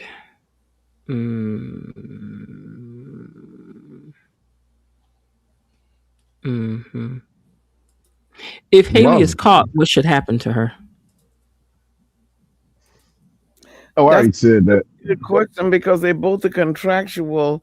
So on that, but that doesn't mean anything. In order to get off the show, they would have to demote her down to proper recurrent status. Either they're gonna have to figure out a way if she stays contractual to fix it and let her stay. I don't know what would happen to them. I gave the perfect way they can do both. Like literally, all it takes is for her to Yeah, have something over Bill. He can't turn her in because he don't want to get disbarred. You know, he's just going to have to eat it. that's what I'm saying. Period. They may have to come to an agreement. I'm gonna let Yeah. you. I'm gonna let you live. Give you a couple Yep. dollars, and Yep. we just gonna walk Part around and ways. can't stand each other. Yep. He gonna be Yep. like, she gonna be like, I ain't going nowhere. That's the best way they can do it and still keep her on the show and still keep Bill alive. Like that's the best way they can do it. Somehow he finds out that she has something to do with it. He catches her. You know, it's gonna be a whole thing. He gonna threaten her and the whole shebang, and she gonna pull out her trump card and be like, "Yo, I got this over your head. What you gonna do now?" And it's gonna be nothing you can do. Okay, which version of Bill is worse? Flashback Bill or present day Bill? Flashback Bill. Flashback Bill. And if you could lock Bill in a Flashback Bill room, was ruthless. he was. If you could lock Bill in a room with one person for an hour, who would it be? Yeah, Taylor. Nah. I don't know. That's a weird question. Like Leslie. a therapist, maybe? I don't know. Leslie. Man, what you think gonna happen if you lock Bill in the room with his I think she would get him told. Other than they might make a cake. No, she hates him. Yeah, she It can't doesn't stand matter. but they may come out and things love. loosen up. Yeah, that's what I'm saying. That's Things the way that loosen happens up. a lot of times. People that bump heads Yup. like that a lot, they'll have one big fight and then be like, Yup. you kind of cute. You too. You know, you're not as bad as I thought you was. Ruthlessly ruthless. And I knew that wife of yours wasn't no good. I'll help you with that too, Bill. Yup. I'm not afraid of them Duprees either. Yeah, I don't know who I would lock Bill up in a room with, other than a psychiatrist. Like, yeah. If you had to lock Haley in the room for an hour with somebody, who would it be? Leslie. Because Leslie just annoyed the heck out of Haley the whole time. Let me think about Yeah, this. I would say I Leslie. would lock her in a room with Kat. Why? Haley in the room with Cat? Why? Because I think Kat would give her everything we need. I think Kat would run it down. I think she would, I just think Kat would just, come out with the most information. I think that they would go back and forth with each other. I just think that it would be a good time. Interesting. What about her and Danny? I don't know. Her and Danny, I mean, yeah, that would be good too to see her and Danny go back and forth. But I don't really know. She gonna come out with no information, and I don't know. But it would be good too. I could see her and Danny, of course, her and Leslie. But for what, they ain't really got no beef with each other. Cause see, the whole thing is, at the end of the day, Haley is Right always now, her and Lynette. If Lynette really ain't gone, then I go be. That's what I want. yeah, her and Lynette in the room, yeah. But see, if you lock Haley up with anybody else, it ain't gonna mean nothing because she's always gonna be fake. Kelly says she'll lock Haley in a room full of pit bulls. Haley's gonna be fake, so you're not gonna get anything out of it. She's not gonna tell Danny the real. She's not gonna tell Kat the real. No, nothing. Like it's gonna be pointless. If you had to predict right now, who's gonna get exposed first? Would it be Haley or the Impaler? Well, we know it's gonna be the Impaler, No, you but get to see who they are, but I mean exposed I would love to see Haley exposed. first. Okay. I don't really care too much about this Imperial storyline. I am curious because they're gonna say who it is, but for the most part, it's like I think after Monday you gonna care.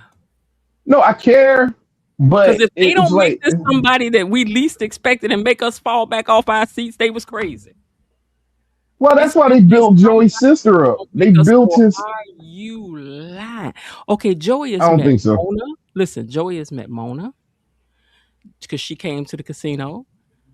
Does Joey know Jan? I don't know, but these people don't have no money, Miss Jen. That you know of. No, Miss Jen, you're not going to be somebody's housekeeper or house assistant for all these years, and you got millions and millions of dollars. It's not happening. You would find yourself a nice business to insulate yourself. To Randy, because she really ain't the Christian woman she put on to be. But Miss Jen, when you find a church house pretending to be a good Christian woman when she was really a lowdown.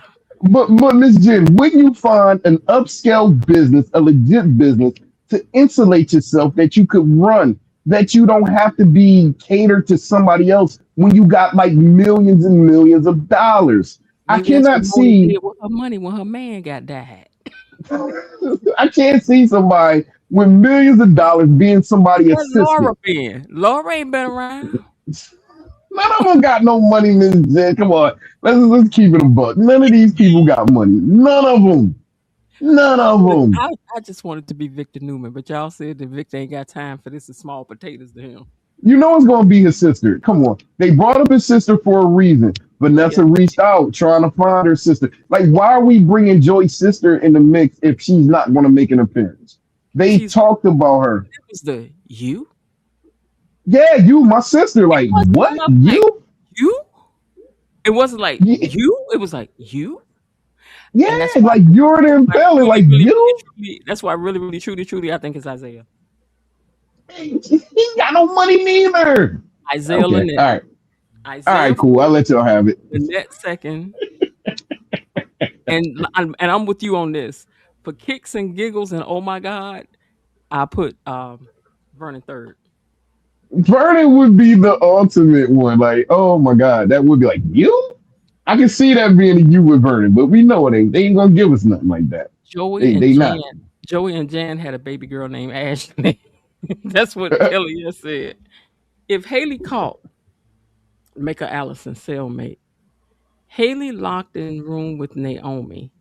Okay. Oh, wait. Linda wrote this out the best because this is what was said in that interview with those writers. She said, I saw something online yesterday. One of the writers was saying that they saw the need to change the character of Ted and that they made the change for the better. That's what they said. And I was like, what you said? Yeah. I get it. The old Ted would not work in this and where they wanted to write it. He just wouldn't have worked. So He here's what wouldn't I'm have. gonna say: that all discussion that I'm gonna have on what I really think about some of these characters will be held in my membership very soon. I will only talk about certain things behind the wall. Okay. Behind the wall. Slowly. I will only, darling, talk about it. So when y'all see that thumbnail goes up, that's what it's gonna say. Let's talk about what we really feel behind the wall. I'll be waiting. When you see that, no, that's what we about to talk about. I'm gonna give it up to what I really think about some things. Darn it, I can give my real feelings up before we get behind the wall. No, I can't though. I cannot because I don't want it out there like that. But I I do want to. understand. I do want to keep it a buck about this is where I really stand with some things and how I really feel about some things. But there's just some things I wouldn't want to say on this side of the fence because it ain't for that. But I for, understand. for those who know will know. Those who don't will have to wonder. Yeah, but they definitely need to introduce and I need him to be feuding with his sister. I need them to have some battles. Like, we need some opposition. We need the opposition. Yeah. All right, y'all. Was there anything else before we get out of here that you guys wanted to talk about that happened this week, or are we good? I don't even remember what happened this week. Okay. I So can't even remember. I told you it was a heavy week. It was a lot went on, but we've covered a lot of it. What happened with Ashley and Derek and Jacob and Haley, and I thought that was interesting that Haley and Randy sat in there so comfortably talking about all these things that they did and how they set Bill up and how the only thing she really regrets is her friendship with Naomi. She really thought her and Naomi were friends. I'm like, girl, if you really thought she was your friend, I would hate to see how you do your enemies. Because I could never Yeah, do a friend like this. Because girl, oh my God, that's all I can say about that. But it was interesting. yeah, It was interesting. So yeah. just for It was a lot of mourning of Derek. It was a lot of mourning of Derek early on in the week. I think. hmm I was just yeah, we had glad that they Brian gave and Can on that that. flashback episode was an episode without Derek, It was, which was kind of cool. yeah. So Monday, the identity of the impaler is revealed. Vanessa leans on Danny to help her alleviate some anxiety. And Ted and Andre update each other on the current state of their romantic relationship. Didn't y'all just update like a week ago? Did something else go on? Oh, Okay, I know then. what I wanted to say. What?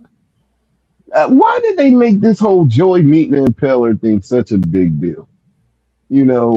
Far as Joey is on the security, horizon. huh? Something bigger than Joey is on the horizon. Yeah, but far as him up in the security and yada yada yada, it's not like it wasn't like the Impaler was looking for Joey. Joey reached out to the Impaler. He wanted to meet the Impaler. And I don't get why he was so nervous about the meeting. It just didn't make sense to me at all. Because Joey said from the beginning that the impaler was a son of my mom.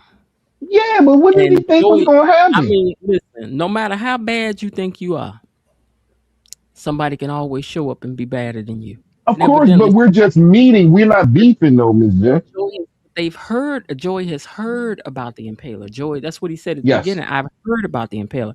I heard the impaler is this, that, the fifth, and the third. So the impaler, like you said, can't be somebody just some poor Rudy Poo because Joey is really in fear of this person. Yeah, but it was like he reached out to meet the Impaler. The Impaler wasn't seeking out Joey.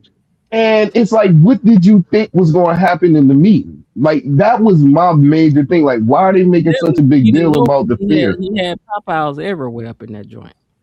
Yeah, He was that's what I'm had saying. It just didn't make sense.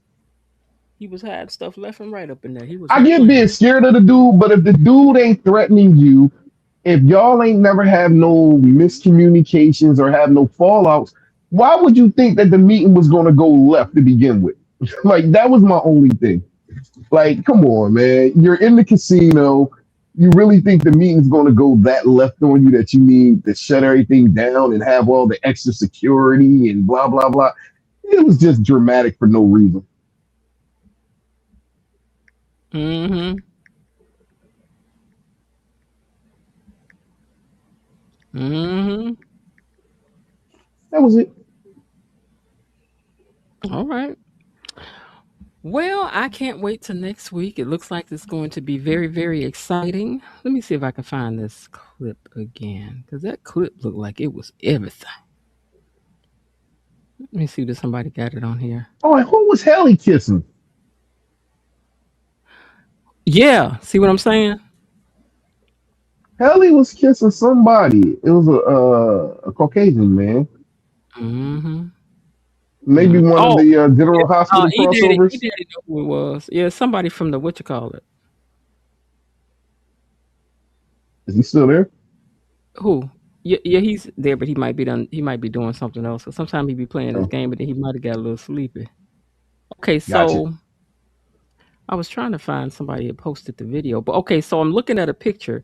She's kissing Kyle from the other show. Okay. I want to know how that's going to transpire. Yeah, I mean, you just met, but she has a tendency to meet people and just do things. And then I'm trying to Fan figure out. out whose blood is this all over Cat? Like, why? Well, they said in the clip it was like it's not my blood. So Mm-hmm. yeah, I don't know. Mm. Okay. Let me see if I can find this page right quick because I think we about lost Miss Leah for a second. Hold on. Mm. Beyond BOY Beyond the Gay CBS. Let me see if they have the clip up. Yeah, here it is. This is a clip for this week. Nice to see you, man.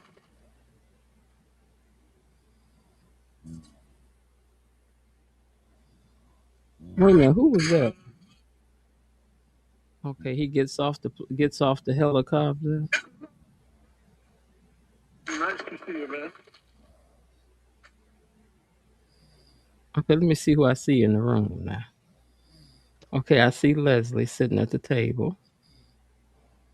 His manager. Okay, so Shanice is at the thing. She has a beautiful red dress on. I see Anita, Tomas, Cat. Okay. I think that guy was from the other show that they just said. Can't make Okay. out who it is. Okay, so Bill and her in the elevator, he says the power is out.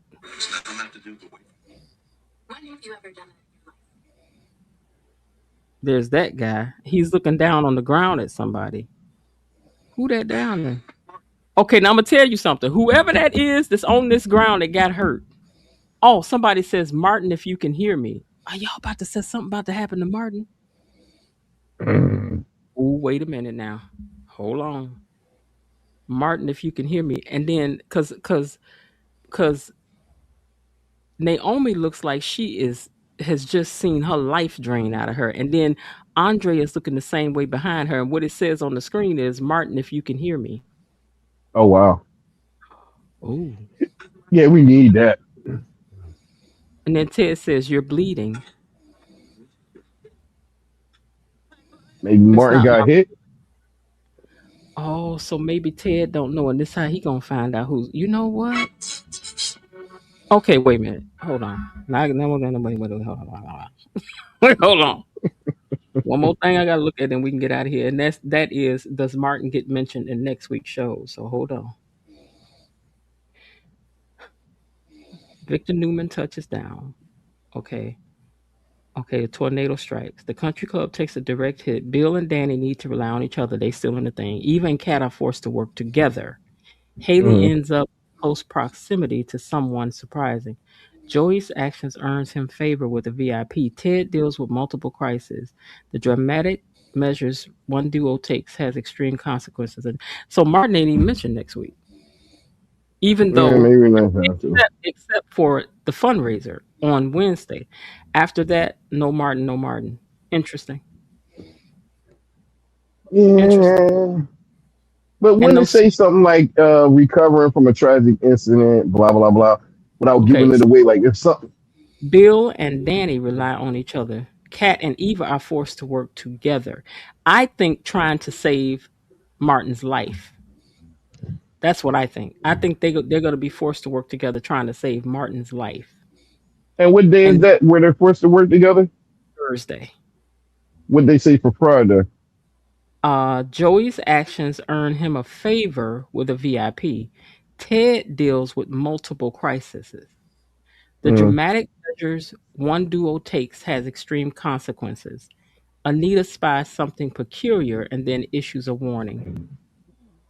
Yeah, if Martin was done, it would be something vaguely mentioned. The Hurt. Duprees go through a crisis, or the Duprees try to recover from a crisis, or somehow they would spin it without completely giving it away. If I they're think not he got, mentioning nothing like that, he's fine. I think he got hurt. Maybe a little hurt, but I don't think it's nothing traumatic. Okay. Well, we Because shall they see. would mention something like that for the Friday's episode, but it's like nothing mentioned to kind of relate to that. Like Hmm. they always give you a little something. They Okay. give you nothing in them previews right there. I can see that. All right. Well, I thank you guys so much for joining me this evening. We're gonna get out of here because I think we done lost Miss Lil to E Daddy. They about to go to sleep. They tired. I'm tired too. I gotta get up early. So No um problem. but thank you so much for joining me, Var. No problem. Good time as always. Next Friday, hopefully. All righty. Bye All right. bye. Say hey to Mrs. Var. Absolutely. All right. Bye bye. Bye. E Daddy, you still with us? Okay, I'm gonna say goodnight to him too. And Miss Lil, are you still with us? I think she went to sleep too. Okay. All right, you guys. Well, with that, I thank you guys so much for being over here and hanging out with me tonight. Hold on.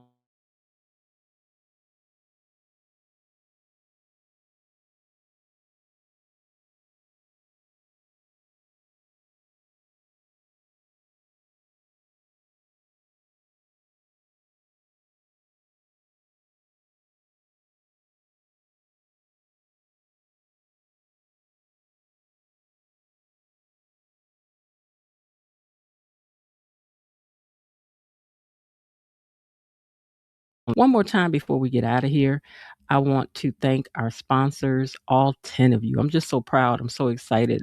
I feel so special that we made it to 10 sponsors tonight. Because it makes me feel like some of what I put in is coming back, So it's just, I appreciate you guys so much because I know you ain't got to do a thing. So to Peggy, thank you very much for being one of our sponsors tonight, Peggy 3523, and also to Coretta J5V. Thank you for being one of our sponsors tonight. Peggy was a sponsor twice tonight. Also, E Daddy, thank you for being a sponsor tonight. And also to KB Mommy, thank you for holding down double duties and having something else to do, but still stopping in to be a sponsor tonight. And to Bilo Didi, thank you so much for being a sponsor tonight. And to Miss Lil, thank you for being one of our sponsors tonight. And also Rhonda Reed, thank you for being one of our sponsors. And to Linda Bice Barnett, thank you for being a sponsor. And to VAR, thank you for being a sponsor. Special thanks also to VAR and to Miss Lil and to E Daddy for coming up and being brave enough and kind enough to come up and share your thoughts. You guys have just become stars over here. I think they look forward to hearing what you guys have to say. And I know that I do. I look forward to hearing what you guys have to say. I do enough talking Monday through Thursday. So Friday night, I kind of like to hand things over to you guys and see what you think about things. So thank you to all of our sponsors, our super chatters, super stickers, and those of you who sent cash apps, which is nice too, because then over here don't take half of it. And because they do. And if we hit sorry, we did hit our sponsors. So anyway, thank you guys again for everything that you do as listeners, as people who come and type down in the comments, just for coming back daily, weekly, monthly. For some of us, it's been a year since we've been over here hanging, and I appreciate each and every last one of you guys. Before we get out of here, let's take a minute to say thank you to our mods and to the gang. Katie Mommy, Bilo Didi, Destiny H, Cousin Linda, Elaine T, Belinda Hill, and the Raven Maniac. Thank you! Thank you indeed. All right, you guys. I do hope that you guys have had yourselves a great day. I hope that hanging out with us tonight has caused you to forget about some of the things. They said, forget your troubles, come on, get happy. We're going to shake all your blues away. So I'm glad that you were able to forget your troubles and come over here and hang with us for a while and gossip about these doggone Duprees. And if you're listening tomorrow morning on Saturday sometime or sometime this weekend, I hope that you enjoy the replay, and don't forget to hype up the video for me. All right, you guys, I do hope that you're having a great day. And if not, why not see what you can do to turn it into one anyway? And be kind to yourself, be kind to somebody else, and just have a great day. All right, I'll talk to y'all later. Bye. Lord willing, and the creek don't rise. Okay, that's it for today. They're closing the gate, so I've got to close this door until tomorrow. See you then. Bye-bye.